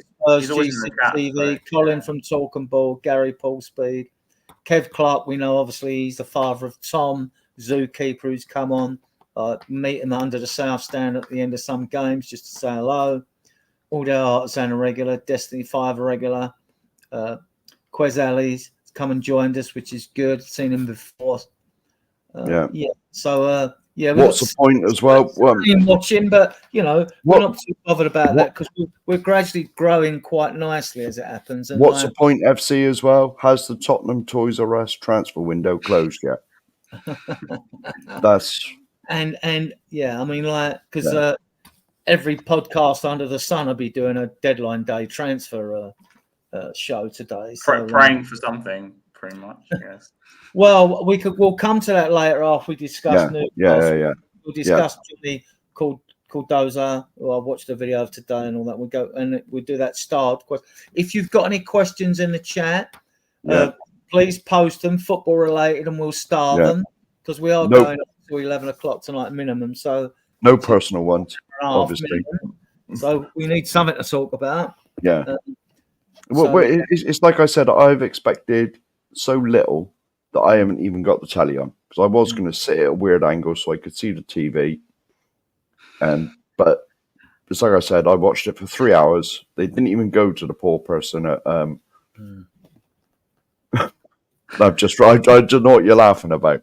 I watched it for 3 hours. I blame myself Yeah, because I said something on like X, saying something like, that we're running a college. Getting ready for uni. It is. It's like a. It is. It's like a drop-in centre now. I don't know what's happening with Regulon.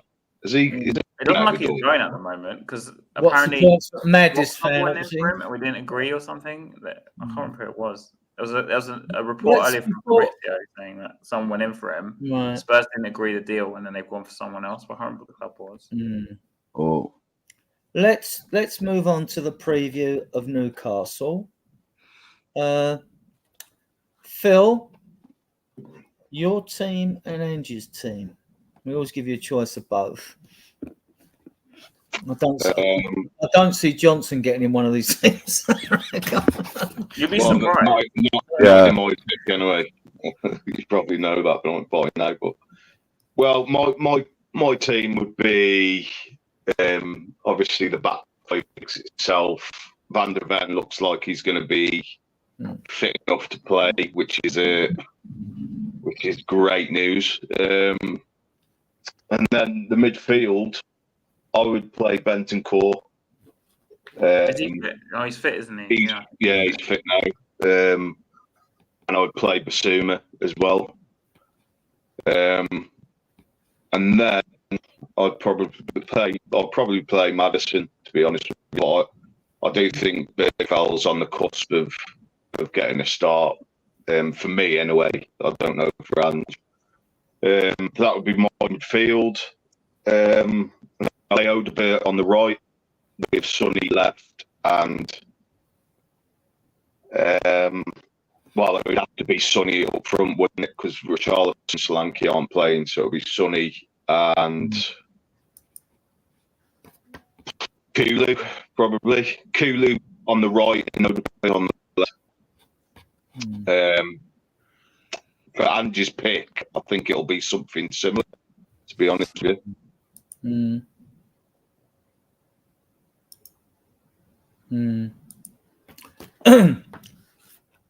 Has? I'll tell you Angie's team first because that's pretty simple. Same back line because Van der Ven apparently is okay. I think he'll go with the same midfield as last game. It'll be Kulusevski, Maddison, and Basuma. He doesn't tend to change it when we win games. And then obviously Johnson, I still think will play. And Sonny, because obviously Richarlison and Solanke aren't back anyway. And Odebert, that's what I think he will play. Now, what I would do is something completely different. I'd play, obviously, the same back five because we don't really have anyone else. And then I'd play Basuma, Bentancur, and Maddison, the same midfield three as Phil. But I'd do something different up the front. I'd put Kulusevski as the false nine. And I'd put Son on the left and Odebert on the right. And what I'd tell Kulusevski to do is to drop in, like Firmino used to do at Liverpool, and then tell Son to tuck in and Odebert to tuck in. Or if he wanted to carry on playing wide, Odebert can play wide. But I think it'll give us a bit of a different dynamic as a front line because you have Odebert, who's like the pure winger, Kulusevski, who can kind of drop in and play as a 10 and help Maddison out. I've just seen that comment. And what it is with Kulusevski, because he can drop in, it will allow Son to tuck in and play in a bit, basically a more preferred position for him as an inside forward / actual forward. So that's what I would do. I don't think Andrew would do anything like this. I was thinking pretty similar to what you were gonna what you're picking as. But I switched it up with Sonny because he scored in the last game. So I think we need to sort of have him going in behind, basically. My one worry with playing Son in the middle, especially away to Newcastle, is he struggled there last season. But also, it's just we need, in my opinion, someone tall and strong there. Hold it up. I think a lot of their centre backs are injured. I think Botman's out. And then I think Fabian Schär's out as well. But it doesn't really matter. I still think we need like a really tall, strong player there because we're going to be so many instances in that game where we're just going to need to just lump it out. Not that we will, but we need to lump it out. Yeah. And someone like Kulusevski. Keep coming back is what you're saying. Yeah. At least Kulusevski, he's strong in the sense he'll hold the ball up. But I just don't like him playing on the right. I think he might hold it up, but I think he'll just, as you know, I don't see him as a winger, and I think he'll just go into traffic. When he's playing in the middle last game, at least he had a lot more freedom.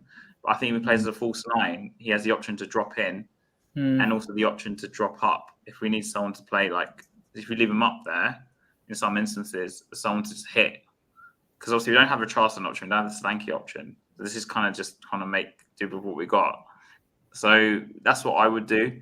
It's not orthodox, I guess, because I've literally said I want Son to tuck in, him to drop when they play, and Odobert to play as a proper winger to give us a bit of a different option dynamic in the front line. But yeah, with them three, they can sort of interchange. Anyway. I mean, do you know what I mean? Kulu can go right over left, Sonny, so they can interchange sort of mid-game. But yeah. But I think also Kulusevski being there in some instances where they might have us pinned. And I said we could use him as an outball, but also he has the option to drop in as like an extra midfielder. Yeah. To make like 4 midfield, because I know Newcastle it's going to be a cauldron there anyway. I mean, it's never an easy game away to Newcastle. So I'd rather have more options to drop in. That's why I'd put Decky in the middle. That's what I would do. And then it will allow Son to actually like drop into the forward position when he drops, or just tuck in more because he'll drop, because that's been naturally drop deeper, I think. So, yeah. Alan, your team or Angie's team, if it's different? I think it's going to be the same. I think it would be the team that played against Everton. And if Bentancur isn't back, let's say for concussion protocol or whatever, I could see him putting in Saar, Bergwall. But otherwise, I think that, someone said it here that it was a winning side. I think it was a strong side without Solanke. I think that's probably our strongest side. So I want to see that on Sunday. Mark, your teams? Well, yeah, it's going to be the same back five. I'd put Bissouma in because he did well against Everton. All right, it was only Everton. We know their pants. But, yeah, Biss, Matters, yeah, toss-up really, innit? Bentancur, yeah, stick Benson there. And then, we've obviously got no strikers because both of them, are injured. Well, to be honest, is Richarlison ever fit? That's the question you got to ask. Richarlison is injured, but in all fairness, is he ever fit? I bet if Brazil were playing, he'd be fit. But we won't go into that. I'd stick Son in the middle. Odobert. Well, this is Ange's team. We all know he's going to play Johnson on the right. We all know this because I told you the last stream, Adrian. I believe he's got pictures of Ange naked with kangaroos. He must have. Okay, he's blackmailing him, yeah? Okay, fine. Well, he's got to have some incriminating evidence on him. Because to be honest, anyone with half a brain would have dropped him by now. Because he's useless, to be honest. And I always used to defend him. I always used to say, "Oh, he's all right. He'll come good. But I've given up that now. No, complete waste. I think Brian Daigle still got some hope for him, though. To be fair, yeah. I did have hope for him, but no, it's gone now. I mean, to be honest, it's to do with our setup as well, though, because Johnson actually played as more of a second striker for us. Yes, I know he did. Yeah. Even though he cooked Arsenal on the right, didn't he? Yeah. But he missed that chance, though, to be fair, in that game. Yeah, in the FA Cup game when Forest beat him, he cooked them down the right-hand side. And I think, because let's face it, we bought him on a couple of televised games in the UK that was on the BBC or ITV, whatever they were on, and he was flying in both of them. But they were watching Johnson for like 2 years before we signed him. Oh. They really liked him, yeah. Oh. I was told by someone, someone called me up. I don't understand name any names. I don't get someone into trouble. But it's a credible source, put it that way. But he called me You know, after the Richarlison game when he did that, Yeah. He goes, Spurs really like Brennan Johnson and blah blah blah blah. I was hearing this for like 2 years, and then Ange came in, and obviously there was this Johnson with Forest and the FFP thing, and that's when I think they thought they'd make them move then, and then it just happened. Yeah. Well, to be honest, well, that's Ange's team. Johnson would be in there, but I certainly wouldn't play him there. I'd do what House said. Kulu is the false 9, Son on the left, and I'd put Odegaard out on the right. Because let's face it, well, Adrian, you just as well play right wing instead of Brady, or get me up there or something. You know, Adrian flying down the right instead of Johnson. Take your boots, you might get a game. Yeah. Well, I will say though, it's probably the best time to play Newcastle at the moment. Well, that's they have been on great form and they have got a load of injuries, so Phil, it's probably a good time to play them at any time. Phil, surely we need a reality check, don't we, us Spurs fans? Because like an instant coffee or something, we got an instant fix with Odegaard. Suddenly he's the new Messiah, isn't he? Suddenly for a game in which I wouldn't say that, Adrian. I'm just thinking. I haven't said that either. To me, it was an okay performance. It wasn't an outstanding, sensational performance, and now everyone wants him in the team. But Adrian, would you rather have Johnson or Odegaard? Yeah. There are better options. That's not a fair question. Well, I'll ask you questions, all right. That's not a fair question, right? Because Turbo Wiener. Yeah, Turbo Wiener. No, you know what I because mean? I play Decky there because we're away from home for the hold-up play. But Phil, this Odegaard, he's going gravitas quite quickly. One performance with good link-up play with Maddison, got to admit that. But it wasn't a sensational performance. He shows he's got skill. For the little that I've ever seen of him, I know he got 4 goals last year for Burnley and had one season within the Premier League. So he's Premier League proven with a poor Burnley side. But whether or not he's got the quality to take us forward, we don't know yet, do we? So the clamour for him to play. Are you surprised by that? Or do you think our fans are desperate? I Who's your don't. Adrian? I don't understand. Well, let Phil answer the question, and I'll come back to that then. Go on, Phil. Okay. To be honest, I don't know. It's risen exponentially on a just an average game, really. Sorry. Oh, Mark, I don't know where the is this all on X or Twitter where all the comments and bigging them up, because I don't really go on the Twitter and stuff, so I haven't heard any bigging him up quite a bit, but I thought he had an okay game. It wasn't the greatest, but he certainly does more to affect games than Johnson does. So I'll be inclined to definitely start him in the Newcastle game. But I haven't heard anything about being like you're saying, Adrian. To be honest with you, even on YouTube, I haven't really seen that. So that must be on Twitter and X, where I don't go on it. So no, I don't. Another option, though, I guess, could be to put Spencer right back and push Porro up, but he's never done it. So you could play Werner. No. We're not playing people in. Or you could. He probably played tonight, and I don't know the result of the under-21s. But other than that, I wouldn't rule it out. Mikey Moore. No, Werner.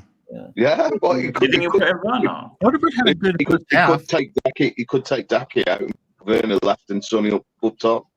It wouldn't surprise me. Johnson on the right. Yeah. Johnson on the right. Yeah, Odegaard was really only good for one half.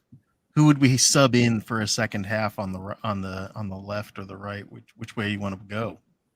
Well, it'd have to be Turbo Timo, wouldn't it? He'd have to come in on the left.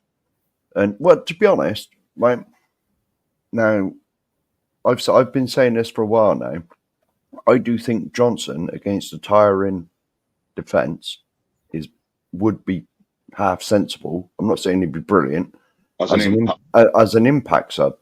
Yes. Bring him on and get him to run at him. Alan, Decky could play on the left, though. He's left-footed. He could play on the left, although I think on the wings, he just lacks the speed. I like him in the middle.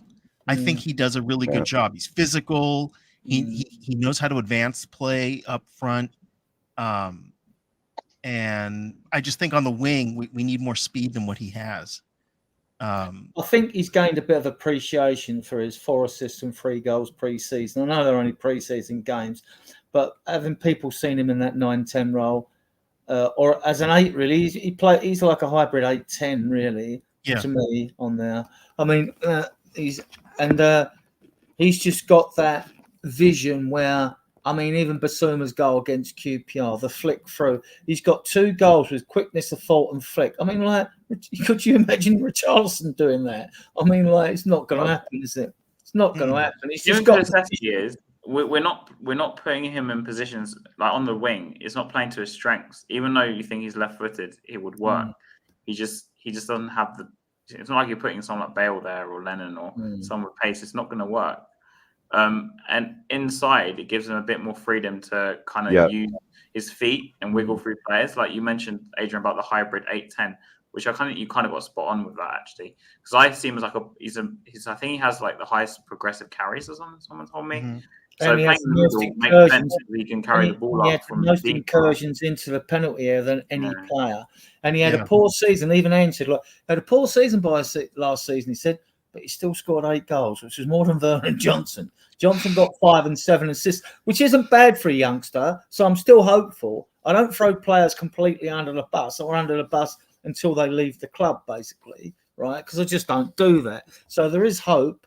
I mean, let's talk about. I mean, Johnson, guys. I mean, like, let's talk about him a little while. I mean, like, you're not a bad footballer to come through your academies, work your way through. He did well at Forest in the Championship, scored goals for them in the Premier League as well. Played more alongside a striker, a bit more central.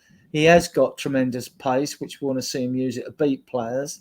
But a lot of wing play now is overloads down the side and bypassing the defender, so you don't have to take him on and then get across him and all that.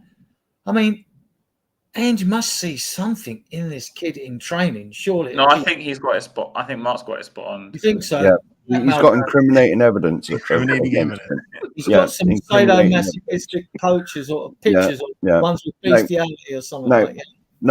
No. What you just said, Adrian, about throwing him under the bus, I haven't thrown him under the bus, but I'm saying as a so-called big club, we should be in the position that if he's not performing, his place should be taken by somebody else. But unfortunately, we don't act like a big club, and we've got nobody else that will take his place. Yeah, my complaint when he come, as I would say the same with, I would have said the same with Bergvall and Gray as well. I mean, at least Slanky and Odegaard are Premiership proven. Slanky's had a good few seasons, whether you think he's good enough or not. Well, Odegaard's 19, mind. He's hardly Premiership proven. Had one come through the PSG. How many games did he play for Burnley last year? I know he got 4 goals, I read. Yeah, I don't. About 19, someone said to me. For half the games, then yeah. But it might be. I mean, that could be totally wrong. I mean, you'd have to Google it. And find out. I don't know. I can't. The problem is with our wing options is that number one, Odegaard's our only official traditional winger, I'd say, from what we have. Dribbler. Sorry? Dribbler, you would say. Yeah, but that's what I would define as a winger. Johnson, to me, comes across as like a wide forward because he was a forward before. So I don't know whether like pigeonholing him on the wing because he's fast. Because he was on paper, to be fair to Johnson, he has the attributes to be like a winger. He's fast. He's got, I'll not say quick feet, but he's like you'd think he'd be good on the ball. And obviously you got Werner, who's fast-ish, but he's got no delivery. Son, who used to be a good winger, but now I think he's not good on the wing, in my opinion, unless you do something unorthodox, like I mentioned, with the front three that I would do. And then Decky, who was playing as a wing, and I think Ange probably saw him playing on the wing under Conte and thought, oh, I'm going to stick him on the wing. But the difference is in the Conte system is he wasn't really playing as a winger. He's playing more as an inside forward because the wing backs would play so far wide it would give space for Decky and Son to play as inside forwards, essentially. Son got lots of less under Conte because he would drop into that forward position and Kane would drop off and Decky would cut inside across the ball, and because he had more room to also roam. And I think, and that's the problem with our wing options. Like, some aren't really wingers, I don't even think. And this is why we have these debates every stream. Not exactly just yours, Adrian, but we go, do we have wingers? Do we play with wingers or do we play with forwards? Because I find a lot of our wingers or forwards cut inside a lot. Even Werner would drive down the line and I see him cut back, or Johnson will cut back. So is it down to the quality of the player, or is it down to instruction, or is it both, or is it like all teams do it? Football's very robotic. You see the same horseshoe football, and every team plays the same way. Apart from those that really sit back and play a low block and play on the counter, the better teams, they all play the same way. Possession-based football, they pass it out to the wing, it comes across the penalty area, goes down to the other wing, they bring it back, goes across the penalty area, they try and work a chance. But statistics prove the longer you ponce about doing that, the less chance you have of scoring a goal. More goals are scored from the centre of the penalty area into the box. 70% of goals are scored from there. If when you get there, you've moved the ball within about 30 seconds, right? And like, you might as well get the deck chairs out and a cigar and start smoking when we get to the opposing area, because like, you know what's going to happen. It's going to go back. No. Are we going to answer this question? I think, have I not started this? I've started a few questions. No. Well, I'm not. Well, I don't know. Hang on, let me have it. And Tino Mona to mow your lawn. Well, no. Simply no. I mean, Johnson must. I mean, I've seen glimpses of him, and he has got good technique. No two ways about it. I've seen him with balls in different positions. Then, like, when you get players who do something quite flashy, very skillful, and then they do what they do, and there's no end product to it, and they lay it off to someone, or the next person they lay it off to, like, loses the ball or something like that, and they get them. And you see it a lot of times. I see him give defenders the slip down the wing, not right down by the corner flag. I've seen him do a few things in games of, you've got that in your locker, have you? Why aren't we seeing a bit more of that? I don't know. Don't know if it's a confidence thing. I think one of the problems is lack of confidence, I would say. Just based on what I've seen. He just looks like a rabbit in headlights. I don't think he realizes where he is. Like, he must be smashing it in training though, because usually if players are really hot and buzzing. I mean, Odegaard got in the team. Why? He must have shown a lot in that training to come to the club, right, and get picked the first game you signed and straight in. All right. If it had been, Ronaldo or Messi coming, you would understand it. But he comes, not even starting on the bench. I didn't think he would start. I didn't know who would have picked Odegaard to start against Everton. No one. No, I didn't, to be fair. No. But don't you think, Adrian, it's to do with the fact that we have obviously Richarlison was out, Solanke was out. We did have a lack of wing options, and I guess it's either him or Werner really down the left, wasn't it? You could argue because he put Chris. Well, yeah, possibly. And Sonny was up top, so there wasn't really. I'm not saying he didn't deserve to start, by the way. I'm just trying to, it could be that. I don't know. Yeah. What happened? I honestly think you're right, because Sonny wasn't on the left, was he? No, he was out front. Yeah. And then what do you guys think? I mean, all of you can answer this. We can have a round robin. We've got at least an hour to kill. What do you think happens when Solanke or Richarlison is fit? Because Solanke wasn't being bought for that amount of money to sit on the bench, so he goes in as a number 9 because he presses and he's good at what he does. Yep. Right. I mean, I've seen more. I've got to be honest. I've seen more of Gray and Bergvall than I've seen of Solanke and Odegaard, and they've been in the Premier League, those two. And I've seen more of Gray in the Championship and more of watching Bergvall once we got him. Every time he was playing and watching, one game he was absolute crap, actually. But most games I've seen Bergvall, the two second halves he had against Bayern Munich, I thought were outstanding. He had such composure. And Gray actually got bullied in that first game against Bayern Munich in midfield. Second game, I thought he held his own, but he put up a much better fist of it in the second half. But Bergvall, to me, I thought, he's got stardust, I think. I think he's definitely got stardust, that kid. Big up JJ, by the way. And like, And I still haven't really, even though Solanke's got 19 goals, I didn't watch him last season. I didn't watch Odebert last season. I mean, I'd go and drag the videos out when we got these guys in, but I already knew a fair bit about Bergvall and Gray. But I'll be honest, I still haven't seen a lot of Solanke, you know. So, but when he's fit, okay, I'm slightly off track. So when he's fit, Phil, what happens with the Son Odebert situation on the left? Does one of them go on the right, or does one get dropped and you still play Johnson on the right and you drop Odebert? And what do you do? No, Johnson's an impact player for me. He has to come on. Where he can sort of affect games. But I think Sonny can still do it on the left. I still think he's got enough pace. I think the goal where Van der Ven passed it to him on the left, I think he can get in them situations where he can, you know, he's got space to score. So I still think he can do a job there. It's got to be Solanke up front for me because he presses a lot. And that's a major thing in our system, in the way we play, the way Ange plays. So he's an important cog in the wheel.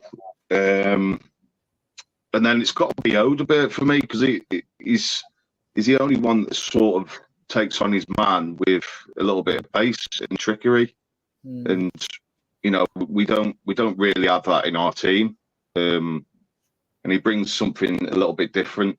Do you know what I mean? He sort of scares defenders with his play. So it's just his end product he needs to polish up on, really. But yeah, that's the front three that has to play. That's the strongest lineup that we can field. Hang on, just 1 minute. If you go to the next comment, Adrian, I'm sorry if I asked a question. Do you want me to send the link, Jose, if he wants to come on? Yeah, send him the link. Send him the link. Jose.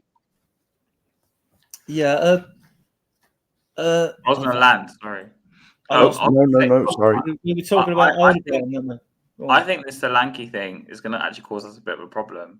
And the reason I say this is because Sonny, whether people like it or not, scored most of his goals playing in the middle last season. And he was our top scorer with 17 goals.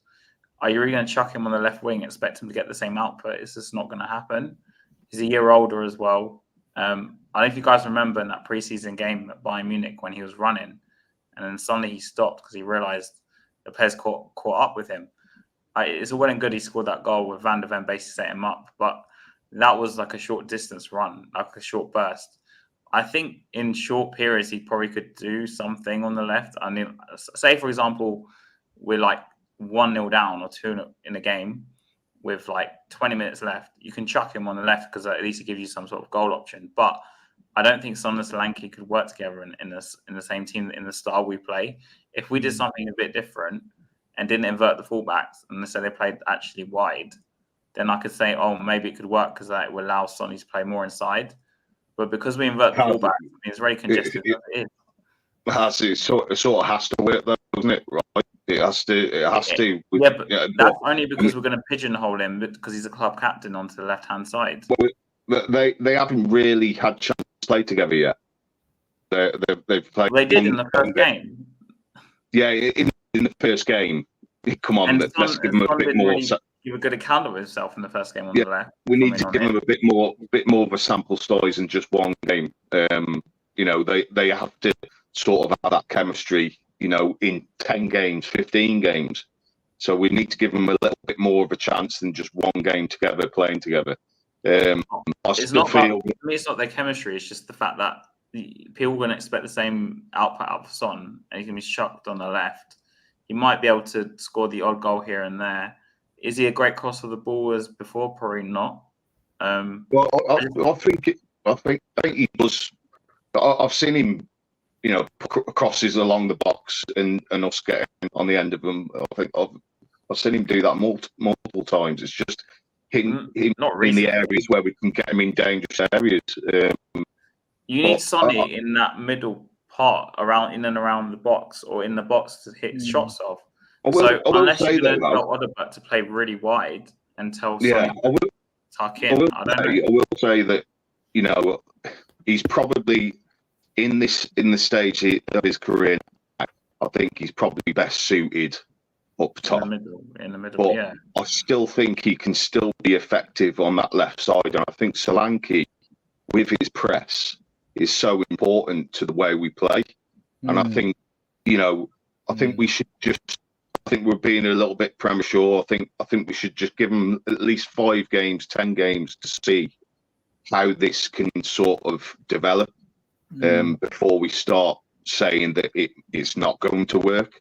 But I do think I agree with this. Sonny is probably more effective up top, but to say he can't do a job on the left hand side is. What do you define as just doing a job then? I think. Yeah, well, doing a job means okay, he can be effective in games and get assists and goals from that. Look, if you look at Ange's system, you know, it's a high press game, right? 2 inverted fullbacks, 2 wide wingers that hug the touchline. I think fans are getting a bit too obsessed with this hugging the touchline. There's a reason for that. It's for when you break on a team and you get going. Once you've got the wingers have got the ball, it doesn't mean that they're going to stay on the touchline. That's not the point. They will cut in. You look at Sonny's goals, even in pre-season, he tends to cut in on the left. Look at how many goals he curls in from the left-hand side of the penalty area into the far corner of the goal. He will hit low shots and other shots as well. And he'll get the odd goal like the VDV breakaway goal like that where he'll slide one under a keeper. I mean, we're screwed without his goals because he's our best goal scorer with both feet. And which is why I was emphasising the playing in the middle. Well, yes, but my point is, I'm not arguing with your point. It's a valid point. But my debate on that is the fact that it's not the solution. The reason he's not the solution in the middle is when we're having a debate all last season, Sonny, play him in the middle, we get goals in the middle. Sonny, it doesn't work with him. He's getting bullied because of a low block. He's had a shit game. Play him out wide. We've got to cut this shit out. We've got a player that fits the hole, you know, not a square peg in a round hole. And in a way through it, he's not a number 9. He's not built as a number 9. He can get bullied. He can still get pushed off the ball, but that happens when you're moving at speed. But like, he's an inside left striker. But for me, the solution to that, Adrian, is to play Decky as the 10 and play Decky as like a shadow striker to Son instead of like the traditional 10.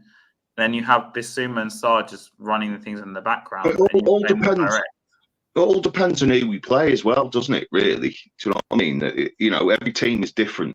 So Ange may think differently to different sides that we play. So you might see Sonny, you might see Solanke on the bench sometimes and play Sonny against teams up top. That might happen for the season, but I think we should at least give Sonny and Solanke a try. You know, it has to, you know, it has to happen in my eyes. You look at the roles, even when you look at the Everton game, what was good for which was pleasing to me, was actually Bissouma was coming back to get the ball off of Romero, right, and going forward and getting back. Maddison wasn't doing that, thank God. Right, and you look at Maddison, he plays central or he drifts to the left. So he links up. So his link-up play with Odegaard, he was sort of marshalling, was good. He was making himself available for Odegaard.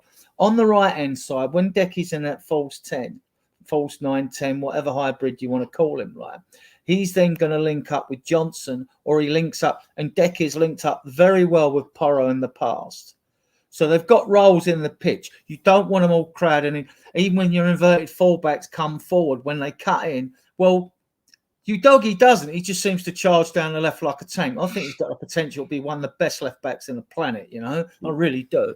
And Udogie, he's got such good technique. I mean, when he scores them goals with his foot, I mean, he blasted one with his right foot over it. But when he scores them goals, he's got such good technique. Still questionable a bit defensively. He's not perfect, but people fans at Liverpool moan about Trent Alexander. Well, you can't have it all, right? You can't have it all. I mean, I'd like to see Porro more as an 8, really.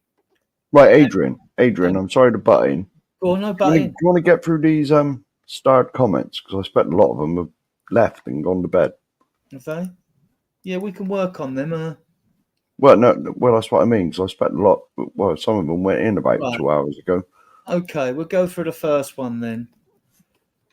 Guys, comments on this. I wonder Adrian, if why do Spurs Spurs make a late? Go on, Mark. You can call it out if you want. I wonder if Spurs make a late move for Morgan Gibbs White as he didn't play the other night, and Forest are about to sign. Yeah, that. Well, I thought they'd signed him. That Ward Prowse from. It's done, isn't it? Yeah, I'm sure that. Yeah, it's a loan from West Ham. I think. Yeah, it's a loan from It makes you wonder because I know Brian Daigle's been calling for Morgan Gibbs White for the last few months. Like every show he's on, he's saying like, he wants Morgan to come in. Isn't he just a number 9? No, he's like a 10, I think, isn't he? He's a cat. Personally, he can't play off the left as well. Personally, he's the one that I would have bought instead of Johnson. Personally, I don't think we're going to get anything done now. I think we're trying to eat a review instead of Johnson, really. But yeah, we signed the right player. But I don't think it's Spurs. I'm just trying to think who would want him and who would have. And he's not going to be cheap. No, you're talking like 60-70 million probably at this point. Yeah, I'd say around the 50. Because you got to add the English tax. He's English, is that right? Yeah, the English tax. Yeah. So there's English tax on that bit. I mean, you could see. I mean, I don't know who Newcastle have got in. They haven't got Guay in. If they mark Guay in, and like they've got and didn't get them, you could see they've got the money to go for a Gibbs White. Would City go for him? Liverpool? Probably not. No. So I mean, I don't know. Arsenal wouldn't. They've got their midfield sort. Chelsea, they could do with like a 27th midfielder, couldn't they? Probably. Yeah. So like, I mean, you never know. Lang has pulled free. Look, we didn't know that Hojbjerg were going. All the places we didn't know that Hojbjerg was going to end up in Marseille. We didn't know we were going to get Odegaard, and we only got Gray when it all fell through with Brentford, and we just jumped in quickly. And he obviously knows Spurs are a better club than Brentford to be with, so he came to us. So, well, I think Brentford had virtually signed him. And then we poked our noses in, and he decided to come to us. Yeah, I think it was the payment structure. I think Brentford wanted to play £1 a week or something, and a tenner down on £1 a week, and we were prepared to pay more. We were prepared to pay 20 quid. But didn't Brentford want Brennan Johnson as well, though? Well, knowing Daniel, it wouldn't be a lot more than £10 a week. Yeah. I don't know Gary Paul's speed. I mean, like, no. We've been linked with this Johnny Caldoza as well, which I watched the video and before we come on it today and had a look at him. Well, we've answered that question. I'm surprised Ward Prowse is left though. Just saying on that, because they signed that Fulcrum, who's a target man, and all that about us beginning for Ward Prowse. They signed someone else, didn't they? Carlos Soler from PSG. Carlos Soler has gone to him as well. That's why Prowse probably going because all that about Spurs. Oh, we should get Ward Prowse. We should get Ward Prowse and all that.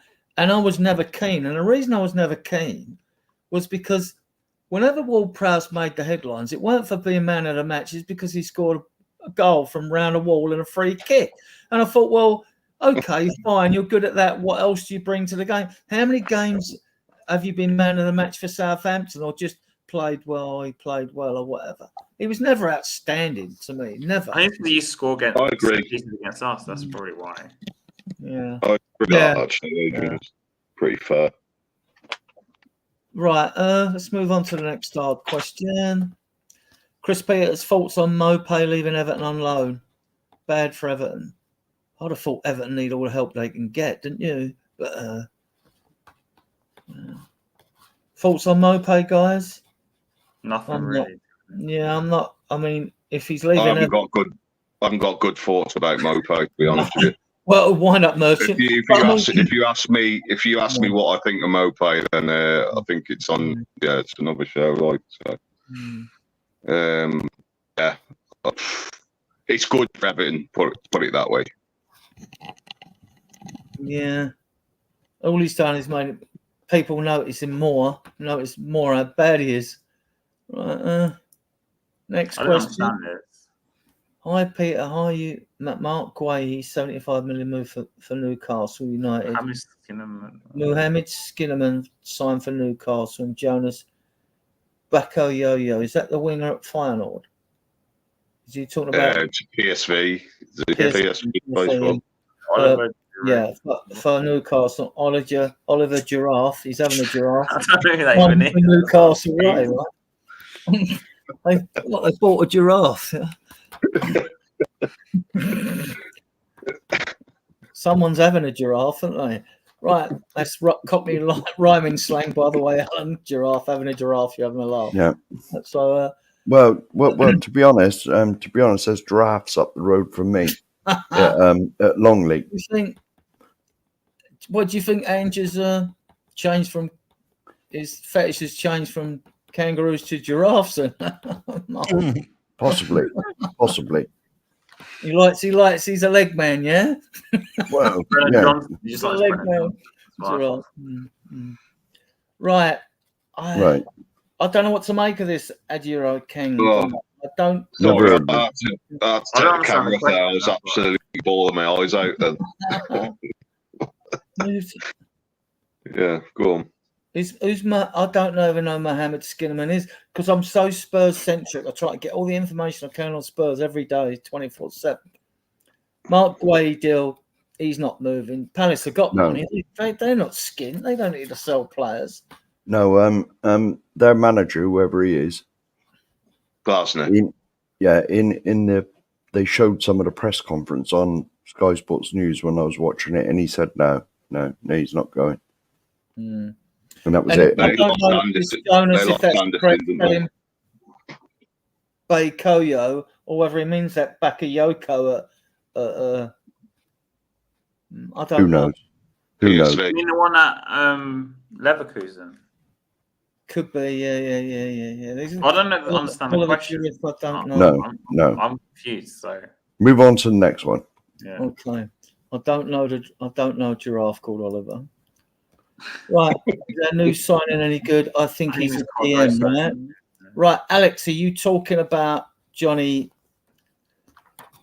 Cardoso. Doso. Yeah, Cardozo's a defensive midfielder. Yeah, he's American. He's got 15 international. Alan Gorn is 15 international caps, I think. And DM, isn't he? Oh, he's American. Yeah, he's American. Yeah, American Brazilian. He's good. Yeah.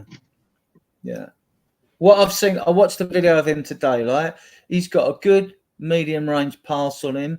He can tackle. He gets about the field. He's got stamina, energy.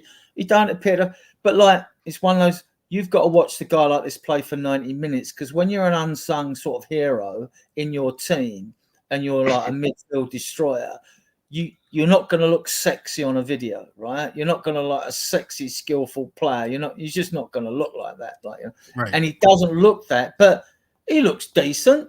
But I'd need to see more of him. Like, personally. well, Alan's the main man to go to here. Have you seen a lot of him?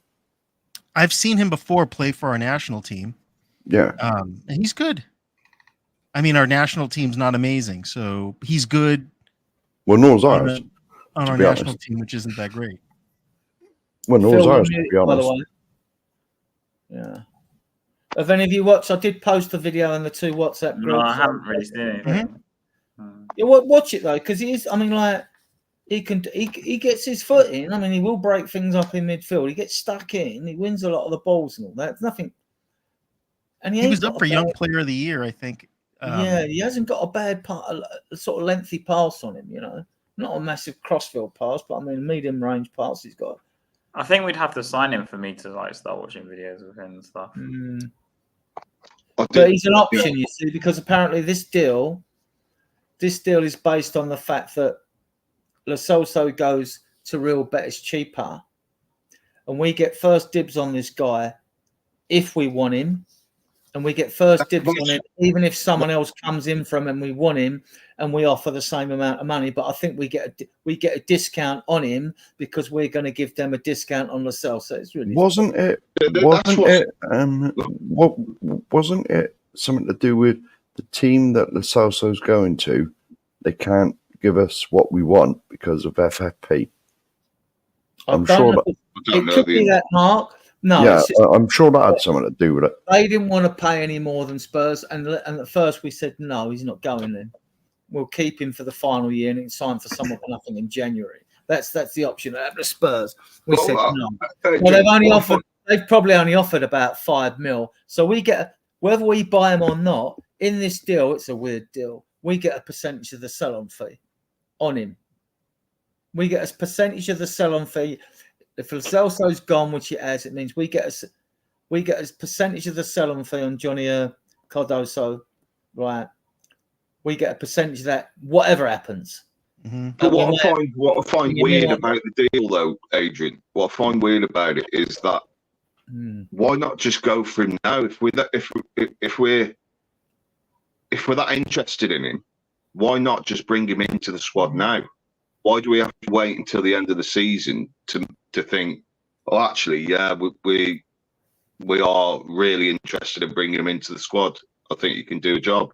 A good question. It's such a weird deal that I can't answer that. I mean, I don't. Maybe we're waiting. He's 22, I think. 22. Alan. Yeah, he's 22. Yeah, is he? Something like that. Yeah. I mean, he's a number 6 as well. So I mean, for Ange to sort of 22 go for a player in that sort of mould is going against his system really, because he doesn't play really with a number 6. So it's interesting.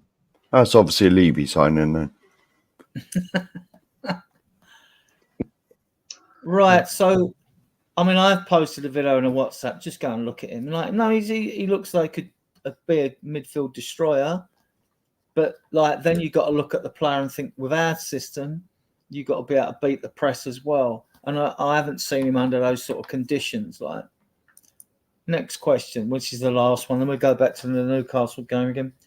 Do you think Graham and Spurs GCT? Do you think Spencer's right back and Porritt right wing is something you would like to see? Yes, 100%.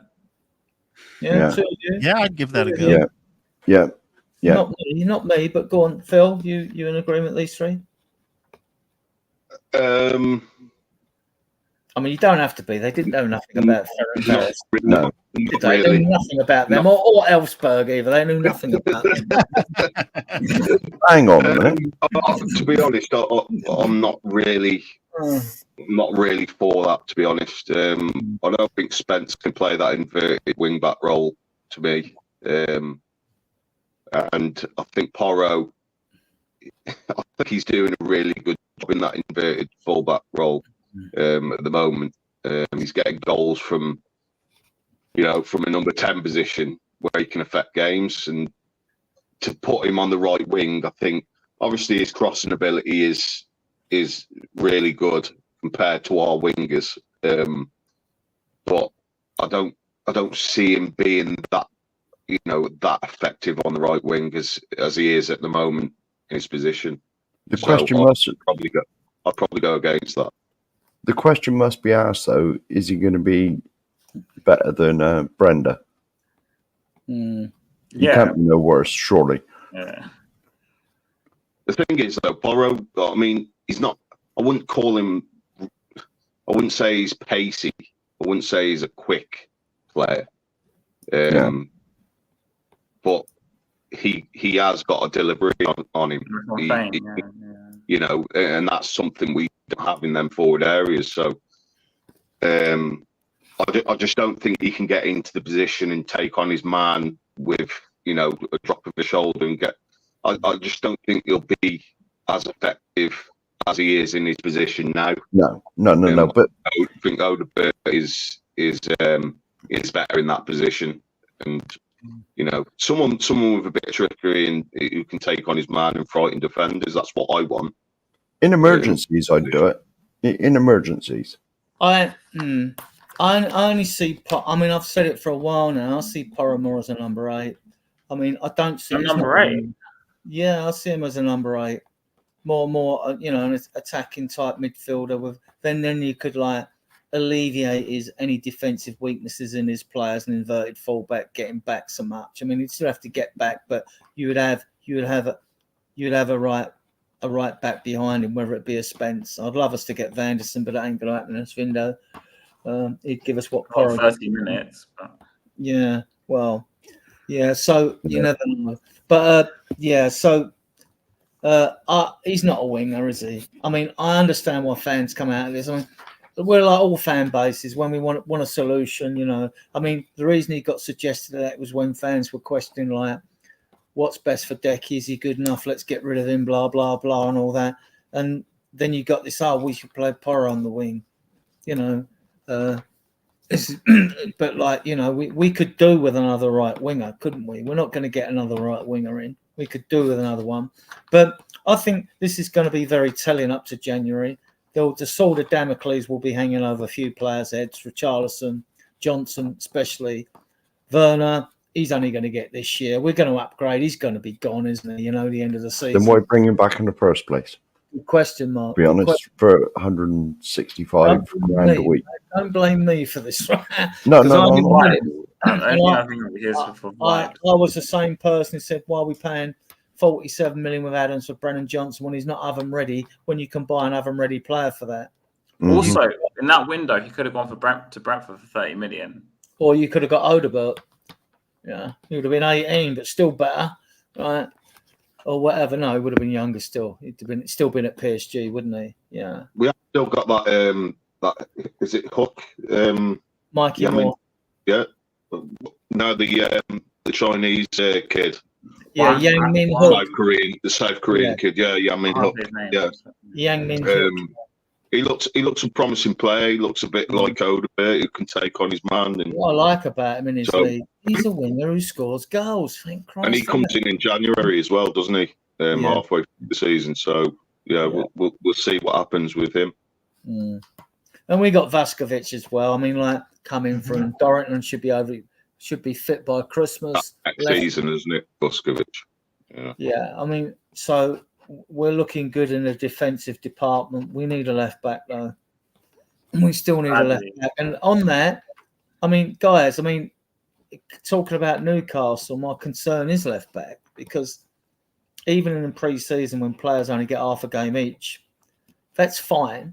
It gets your sort of fitness levels up, but you don't get your match sharpness. And I've got to say it. I mean, I just think, I know you Doggy is just come back from injury, so he hasn't had a proper pre-season. But he's not been on. I'm sorry, Adrian. Just butting. Good night, Graham. Oh, good night, Graham. Yeah. Good night, Graham, mate. Thanks for coming. Yeah. So your Doggy's not been on point, and Sar's not been at it either, is he? You know, to be fair, although he hasn't been picked recently, and he will get his chance. I like the player, but he's another one. I think Sar's got to add a bit more bite to his game. What do you think about you Doggy and his fitness, especially as he's probably definitely going to start tomorrow? And Newcastle, when they destroyed us last year, it was pace on the wings, wasn't it? Yeah. Breaks. Yeah. Well, they do have a lot of players missing to injury, I believe. Is this some of the defenders? Bissouma and Bentcourt, because at least you have two players who can sit a little bit to try and help. What do you? Like, Callum Wilson's out. You Doggy's got to be on point tomorrow against Newcastle, and so has Porro as well. I've got no worries with VDV and Romero. I'd like to think that I think they've been playing Jacob Murphy on the right wing. So I'd like to think Odogie can sort of cope with Murphy on that side. I said on the last stream, I said that Odogie hasn't really been up to speed. But these are the type of games you need to throw him in, because he needs to get match fit. He needs to start playing in these games. You know, the only way he's going to get back to best is by playing football. So, did you watch the Newcastle game? I did. Like the draw. You mean last week's Newcastle game? Yeah, the drawn game with Bournemouth, wasn't it? That was on Sunday earlier. That was the early one, wasn't it? Sunday. Yeah, 1-1, wasn't it? Bournemouth. Yeah. Once they got the goal, they pressed. But I mean, what did you take from the game? I know what I took from it, but what did you guys take from it? I thought Newcastle looked shaky. Like there were spells in that game where Palace was all over them. I thought there's only one winner here, and Bournemouth wasn't it? Yeah, Bournemouth. Sorry, Palace. What am I on about?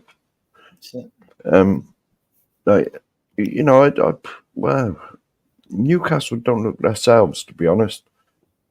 To me, anyway. I can't see what the problems are, but I know they've got a few injuries. They're a physical team. Yeah. Joe Linton, Dan Burn, Bruno Gomes. They're a more physical team. I will say that about Spurs. When we play physical teams, sometimes we tend to buckle under that pressure because, I mean, maybe Romero can kind of mix it up, but a lot of our players don't do that great when they're challenged physically like that. Yeah. And I remember that's how it was when we played Newcastle last year. They bullied us. What's that? They bullied us last year. Yeah, they bullied us. No, So, he gave us the run around, didn't he? It's that tore us apart. Yeah. I mean, if Mara called last season's game, there was so many loose passes in midfield given away. I mean, someone like Bergwijn, who's got composure on the ball, would have been ideal to stop that, like the effect he had against Bayern in both second halves when he came on. He had that composure, didn't he? And like he wasn't like he didn't let the press bother him at all. Like so, I mean, I just hope that you doggies on point tomorrow, and it's what's it, 1:30 kickoff, isn't it? It's early kickoff, isn't 1:30 Sunday. Yeah. Sunday, No, it's 2:00, isn't it? Is it 2:00? No, because it's normally 2:00 and 4:30. It's 1:30 and 4:00, I think. Because the late one is Man United Liverpool, and they don't want them all in the pub. Like, they got half an hour less in the pub. So, if we lose a Newcastle game, I probably won't watch the United game. So, yeah. I mean, I think Ange will go the same way. I just think he'll go with the two wide wingers again. He'll go for pace. I think he'll be the one to get the advantage with the pace, which means I think Johnson will play. I think he plays. No, I just think, I would pick him. And it may be that, like I think Alan said or whatever, it's just exactly the same team. They won 4-0. If the back doesn't change it much, a future way to go, and which means Bentancur is on the bench, which is a good player to bring on. Sar's on the bench; he's a good player to bring on. I'm not being funny, Dave, but he makes his changes so late. Like, someone takes us to go 2 or 3-0 down for him to do anything. Yeah. Like, if we go 1-0 down at half time, is he going to change something straight away? I don't know. And thinking about it, he may play Sart on Sunday because of his physicality, purely because of his energy and his engine. Yeah, I think the midfield is where it's going to be, where the game's going to be won, because they're a battling midfield. They get stuck in with Gomes and Joe Linton, so we need sort of a lot of runners in there. A lot of Bentancur, I think, should play. Because of his tenacity in midfield. So would you chuck all three of them? Bentancur, Bissouma and Sarr? Chuck all three of them in? Well, I think we at least need to. Well, that means you got to leave out Matters then. Well, interestingly, what Phil's saying there, in at least 2 of the pre-season games, consecutive games, he started with Bissouma, Sarr and Maddison. They were his 3. In 2 of the games, he started with those 3. Now, we don't quite know what the situation with Sarr is, whether he's had a slight knock or whatever, but he was left out at the Everton home game. And, that to me was a bit of a surprise, because I thought after watching them pre-season games with those 3 playing, I thought he'd go with them. but you never know what he sees in training. But Ange did also say that, I mean, let's not believe that it's just going to be a first 11. Ange did say we'll pick a team that he thinks will win a game. Yeah. Well, it worked against Everton, right? Whether you agree Everton were good competition or not, it worked. Mm-hmm. Will he go the same way against Newcastle? Will he go because it's Newcastle? Now, if it was like, if we were playing the likes of, I don't know, Forest away, would he go all out attack? But because it's Newcastle, will Decky find himself on the right wing instead of Johnson? You know, and well, let's hope so. then you could put Sarr in midfield. We would be a lot tighter in that formation at Newcastle. But, you know, fortune favours the brave. What do you think? Do you think he's just going to go gung-ho there? Or do you think because it's Newcastle, he'll be a bit more conservative or a little bit? I don't think conservative in his managerial style.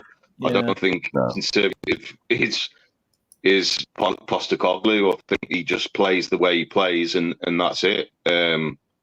We're yet to see him sort of change his starting lineup for the actual team he's playing. He just goes with what he knows, and there's no change in it. This is why I don't expect him to change the team he played with Everton against Newcastle. Yeah, I mean, thinking about it, like in my personal opinion, I probably would play just 3 workers in that midfield, just to stifle them, and not actually play a number 10. I would sort of play 3. Just he only did that in one game last season, I think, didn't he? In one game he played. Who was he playing away from home? Who was it? Do you remember? It was obviously when Matters was injured. Yeah, he played all 3 of them. He played Højbjerg, Benteke, and who else it was, but he didn't play with the 10 for one game, I remember. But so it could happen, but he very rarely does that. If he's got like Maddison to choose from, he very rarely goes to sort of like just normal central midfielders in there instead of a creative. Do you think it's a bit different with Newcastle? Because like has made a good point there. When Leicester teams come to play with us, they haven't got a number 10. So they've usually got an extra body or 2 in midfield, and that's when we come unstuck and get bullied.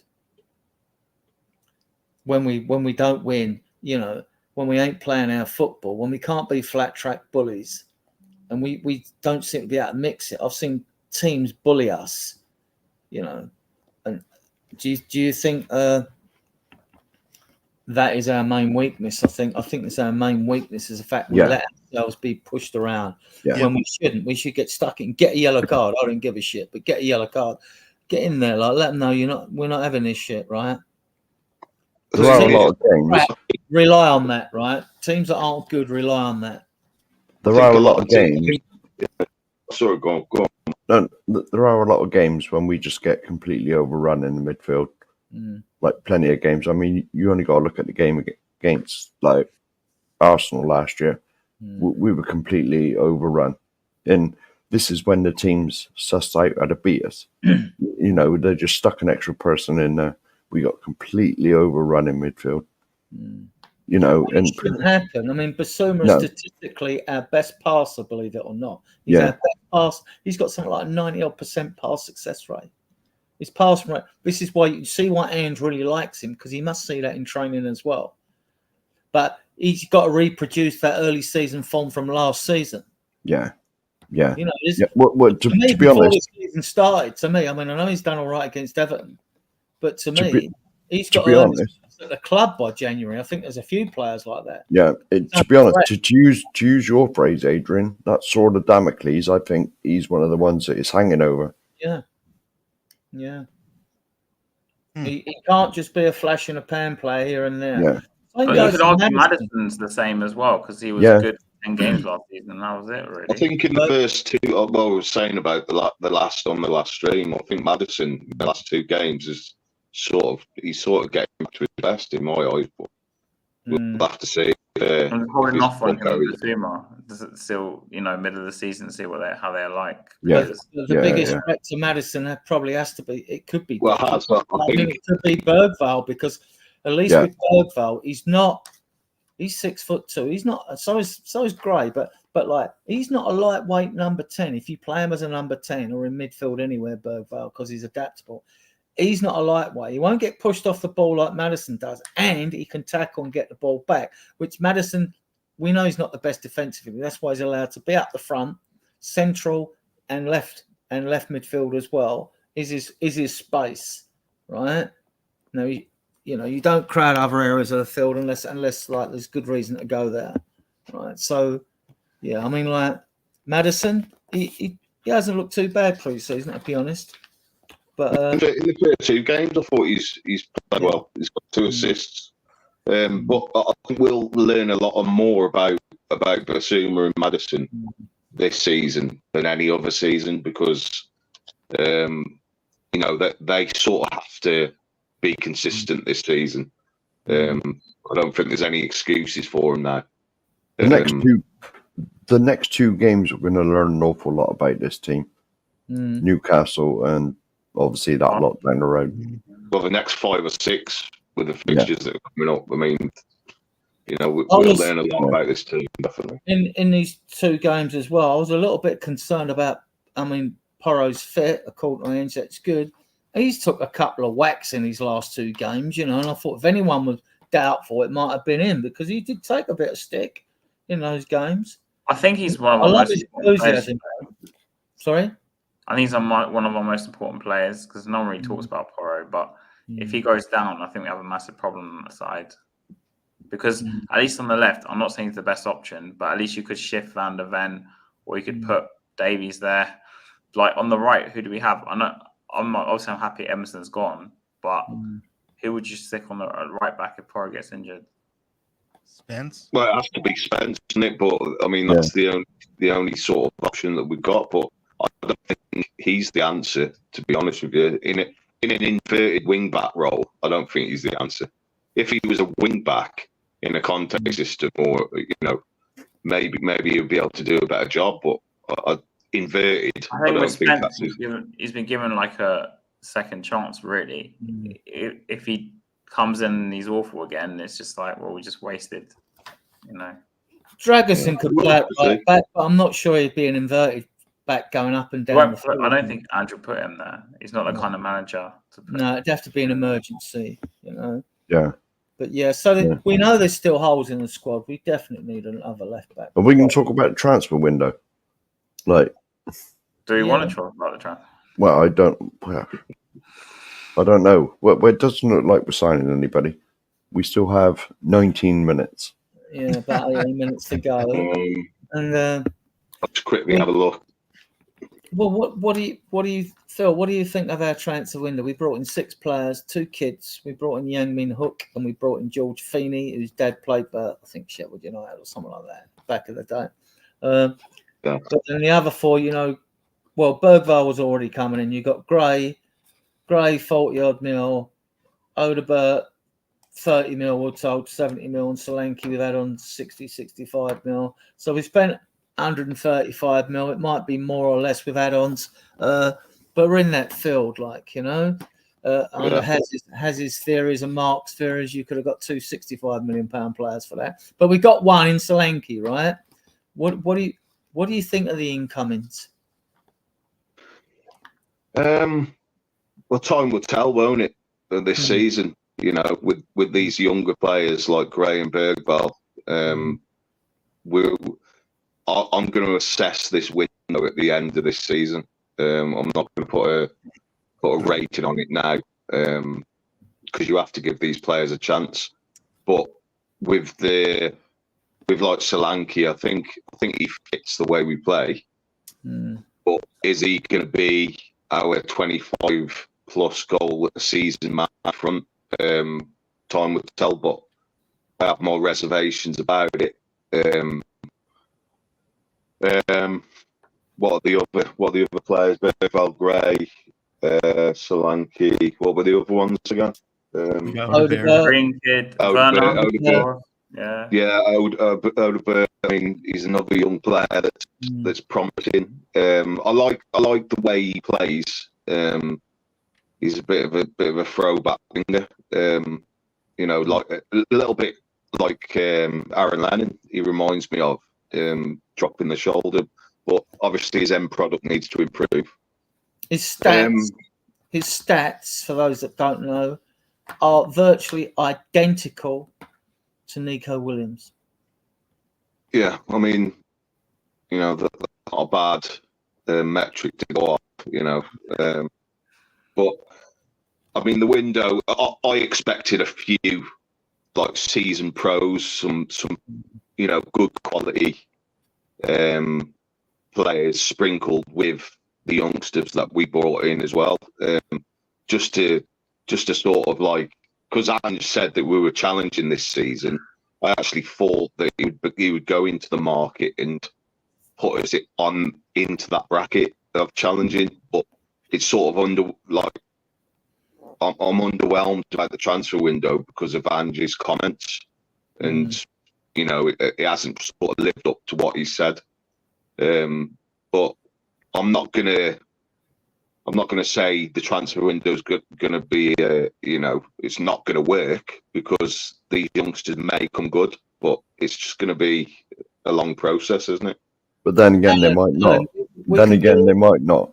Yeah, Alan. Well, from what I've seen so far with Bergfall, I was talking to Mark earlier about this morning when we were on the phone, when we have our weekly phone call.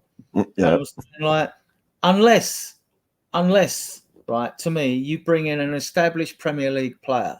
By that, I mean one that's got at least 2 seasons under his belt. So that he's, the risk assessment is done. They're pretty safe signing. You're not going to foul, and you're spending whatever you spend on them, right? Because you're getting what you want.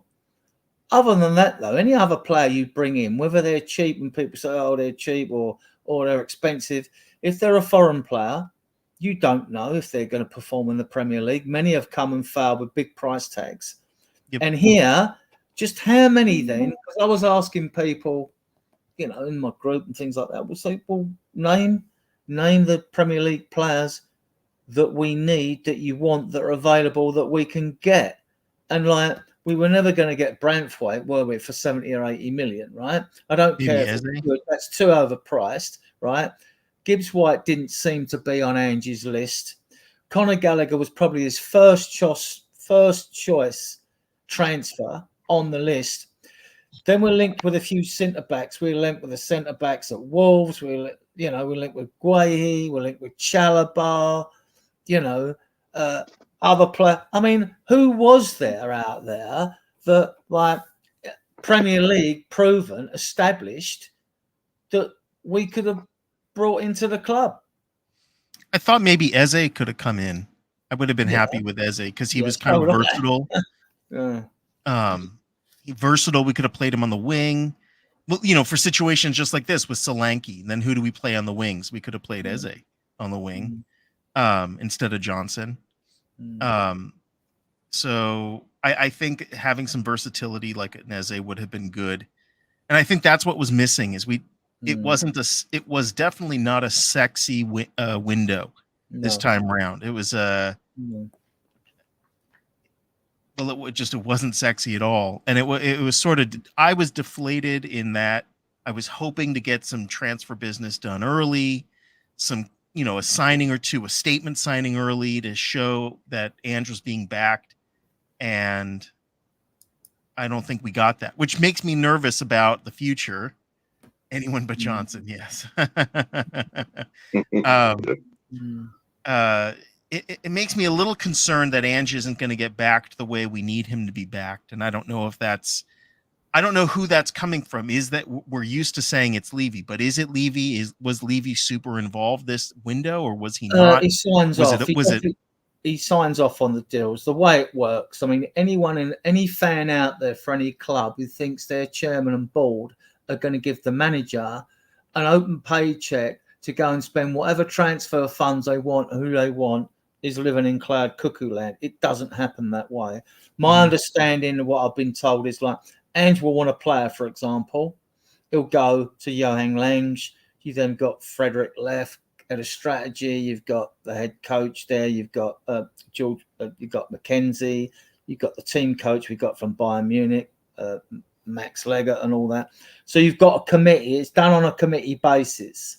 I'm guessing what happened with Eze was that we approached Palace and we'd already spoken with Eze. We'd seen him at Palace at Arm. They had boxes at Spurs ground. They would have been touched up, by intermediaries. That always goes on, right? And he was probably willing to come, right? But no player's going to break their contract and lose all their bonuses and stuff like that. That's what happens, right? So you got that situation, and then Palace have turned around and said, "Well, we want all the money up front," or as Mark said, "We want 50 mil up front." Then he'd gone back to Levy, and Levy's then probably said no. That's what I'm guessing. No, not 50 mil up front. Mm-hmm. I think we only put 30 mil down on Solanke. Some say it might be a bit more, a bit less, but I wouldn't be surprised if it was less than that, right? 25 maybe or something like that. So I think there is a budget, and you can see what's been happening from Levy down. It is get these wages off my payroll first. Get them off. The onus seems to be with Spurs is get players off the wage bill. I mean, getting players off the wage bill. I mean, you take the beginning of last season, you got Kane off the wage bill, Dyer off the wage bill, and Ndombele off the wage bill, Lloris off the wage bill. They're probably only Dyer might be on under 100 grand a week out of those. Kane will be on nearer 200. The money those four save probably played for Wimmen, Hook, and George Feeney, and maybe half of Archie Gray. I don't know. Yeah. So that's the way I see it happening. I get when people want to blame Levy for it. He is in a sense that, like, where's your ambition then? Why can't we pay? Because I said to Mark, I still believe that we got about 60 million we could have spent in this window. I still believe we have, right? But it ain't been spent. So I'm not sticking up for the club. I do a critique on what I see. How I see it, I'll call it, So I'm not happy with the window, right? Not like this. We've got a glaring hole on the left side of our team, left centre back, and I'd have loved an Hincapi. He would have fixed both positions for now. At least if you can't fix all, then make sure you've got players in that can cover it. They might not do it the best, but make sure you can cover it. And if Udogie gets injured, I'm concerned more than Van der Venk. I mean, Davies can play at centre back. He proved he can do a good job alongside Emerson Royal last season. He did a good job. He's in his last year, but we should be planning for a future without him. In this window, we should have been planning for a future without him, right? And if it meant going to Leverkusen, who've got Tar and Tapsoba anyway, and apparently Hincapi wants to leave. Look, he's won a title in Germany. He's a bit more ambitious now. He probably thinks, I wouldn't mind trying the Spanish league or the Premier League, and he'd get more money with us than he would with them, right? Then we should have gone to him and said, look, mind you, then you see, I don't know if Ange, then you do still got to go back, although you've got a committee decided on. So if you can't get Ange's first signing in, because he won't come, he's got Champions League football, he don't want to leave the country. Some players are just happy where they are. Look at Son. He's not left Spurs, is he? Right? Yeah. So you might get that situation whereby, like, okay, a player's not coming. So now you've got your next 2 or 3 on your list, right? Barring any opportunities come along, because suddenly an opportunity comes to sign so-and-so, and you really rate him. Yeah, we'll have him. I think that's what happened with Gray. But, so it's more of a committee that decides, and then Ange will say, yeah, out of those 3 you've got, I'd rather have him first or him second, right? And then because he can't get his number 1 in, right? But then the signing off they're all club signings at the end of the day, and the fact that the club pays the money and Levy signs off the check.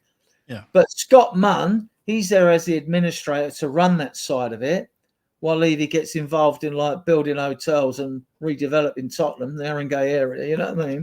So, like, while he's busy doing that, probably get a timeshare in Tottenham, guys. Right? Just a bit of transfer news concerning. Oh, hang on. A bit of transfer news concerning our teams in our group in the Europa League. Zaha's gone to Lyon, and Manu Kone has gone to Rome from Mönchengladbach in Germany. So Roma have sort of strengthened there, and Galatasaray have weakened with Zaha going the other way. So Perisic has gone to Como with Fabregas's team. That's about it, really. There's nothing on Tottenham. Nothing on Tottenham, no. Oh, Austin's going to Chelsea now, either. No Klinsmann or Van der Vaart? No. I'll be right back. Unfortunately not, no. Right. Yeah, so, I mean, I don't know what your views are on how transfers are done, but there's a group. These are group decisions. Because it's less of a risk if you do it by a group. If the majority of the group are in agreement on the quality of the player or the player that fit a hole, you know. I mean, but then, like, Levy's still got to sign it off. Or unless he just says to Scott Munn, that's your transfer budget. Every player you sell and what you save on wages, you can put into the transfer fund. We have spent money. I mean, in theory, we've spent 130, 140 mil, you know, but we've saved a lot of money in wages. Some of it, I mentioned the freebies that left, they left in last year's financial contract. But we still saved a lot of money for when this new year starts anyway, you know. So I'm not having the fact that we can't. My biggest gripe is, without going in a meltdown like Brian Daigle will after the window shuts, like, and I don't blame him, but my biggest gripe with the club on this, why my angst is because I believe we should spend the maximum amount of money we can afford to spend it in a transfer window if we need to. Now, I know we've got rid of loads of players now, and so we won't have this situation coming in the January window, which is poor because it's only open for a month. And if clubs know you're desperate for a player, they only hike the price anyway. But like, so now there'll be no excuses for getting players out, because I expect Lo Celso's gone and I expect Reguilon will be going anyway. If not, he'll be kept, not registered with the squad. And like, Lo Celso's gone. He'll sign a free contract in January if Reguilon hasn't gone. But Man United and Brentford were looking for a left back. So were Fenerbahce, Galatasaray, and Besiktas were looking for a left back as well. There were 6 clubs that were rumoured to be interested in him, and he's left-footed. So bit of a rarity. If not, if we kept him, it wouldn't be the end of the world, as we got rid of everyone else, because he is left-footed, and who knows? Spence turned it around. Who knows? He might prove to be cover for Davis. Adrian, the thing is with this transfer window, right? The thing is with this transfer window is I just want a bit of clarity on what the plan is.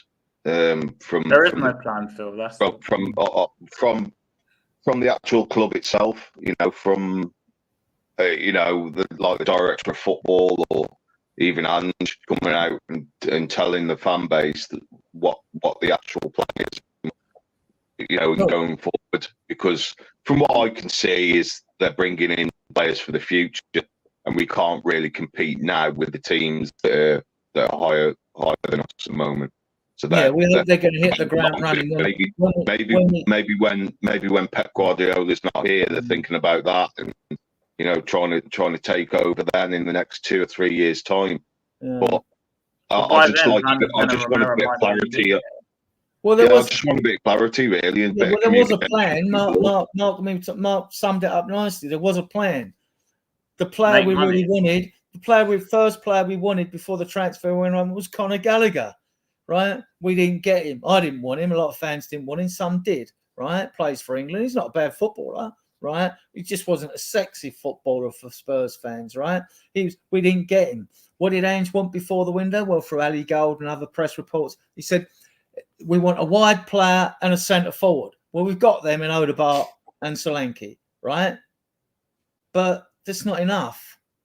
No. Didn't Ange say he was a centre back before the window opened, though? It's not enough. I'm sure he said that. And we knew Bergvall was coming, so getting Gray in. Listen, I like Gray. I like him. I think, but again, as I said to Mark, none of these players, Gray and Bergvall, have done 90 minutes yet. They haven't played a 90-minute game, and they're 18 years old.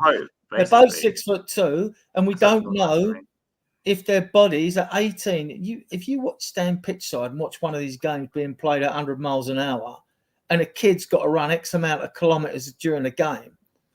Even VDV said when he switched to left back to cover how hard he found it, because he don't have to do them gut-busting sprints, the Olympic sprints for the 100 meters, like how many times does he do it during a game? He has to close down people.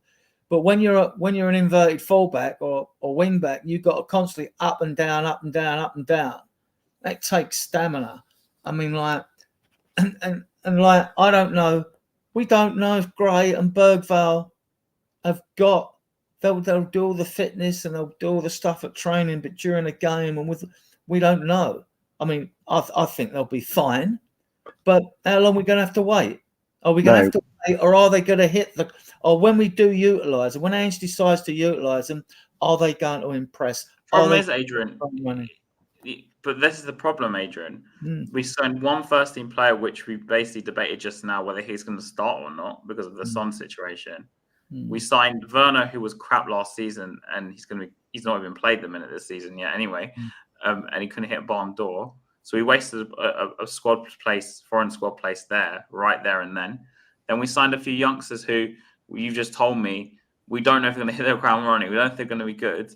Okay, we got rid of the dead wood, but then you could reflect on that in a different way. I think because of our recruitment, I mean, Solomon was here last season. He's been sold. So, like, because of our recruitment constantly is not good enough. We're in this cycle where we have deadwood every couple of years. We have to get rid of. Some have stayed longer than others, obviously with Lo Celso and Ndombele, because there was times such high fees that Levy wanted to get some value back from them in some sort of way. Obviously, in the end, he didn't because in reality, we need to give. And I'm not saying the 18-year-olds we signed, by the way. We need to give these first-team players we signed 2 years. If they don't do it in 2 years, above like 24, 23, 24, and they hit 26, they're still not doing it, then get rid of them. Because this is the reason why we lost so much money on Ndombele and Lo Celso, because we kept them for like 5 years. Instead of saying after Mourinho, because after Mourinho, I was ready to cut ties with half that team, probably more than that. Dyer, they'd been there for way too long. We tried the Dyer experiment at centre-back. It obviously didn't work. But we had Ndombele and Lo Celso, who you easily could have sold them that summer that after Mourinho left in the Nuno summer and got something back from them, maybe 30 million, something back from them more than we got now. It's because we hold on to these players to try and hope that they're good. And the problem with waiting with these youngsters 2 or 3 years is that by the time 2 or 3 years comes with the rumours, for example, of Romero going to Real Madrid, he'll go, let's say. Van de Ven's been eyed up. It's like a vicious Van de circle Ven where has been eyed up with Man City. I'm sure he might get fed up and go. Well, so then he fixed one problem. Let's say he fixed one problem. and then you got another problem at the back. One step forward, 2 steps back. I'm a bit more. Look, I'm a bit more confident whether Romero will go or stay. Like the Reese, he stayed. But you were the one who told me that he's got 2 years left now. He's got 3 years left. No, but if he got to 2 years and he didn't sign a new contract, then you sell him. Yeah, then we lose our player that gets down to that level, because you're not going to let them get down to 1 and then leave on a free. I mean, you don't do that. It's just bad business. But Adrian, I'm saying you're the one who told me he's going to have 2 years left after this season, right? Yeah, he will. Yeah. Right. So if we sell him this next season because we didn't win anything this season, he wants to go, then we have to go and buy another centre back. But what if he's like, on the other end, he might be a bit like Son. He's won the World Cup. He's won 2 Copa Americas. Lloris won the World Cup, never left. Why Lloris never left us, I don't know. Great goalkeeper. He could have left, but he liked it. If Romero likes it, he's already said he's happy at the club. He likes it at the club, right? Likes the fans and that. So he may think, well, I want to stay. Or he might go. I mean, I don't know. I don't know what's in his head. I'm saying you're the person who told me, and if he's got 2 years left and he doesn't want to sign it, we should sell him. I would. Yeah, I would do that to any player. But then why selling him, Adrian? You're creating another problem. That's what I'm trying to tell you, because we didn't win something this season, so he has no incentive to stay. You would create a problem selling, replacing someone of his quality. But we're pretty well stocked with centre halves coming through, and Phillips and Dorrant and Vuskovic. So some more for the future. But again, but by the end of next year, one of them might be ready. Yeah. No. But then again, you might. But then again, and also, if you're selling Romero you're selling him next year. Let's play with this, right? You're selling Romero next year. What do you expect to get for him? Who's going to buy him?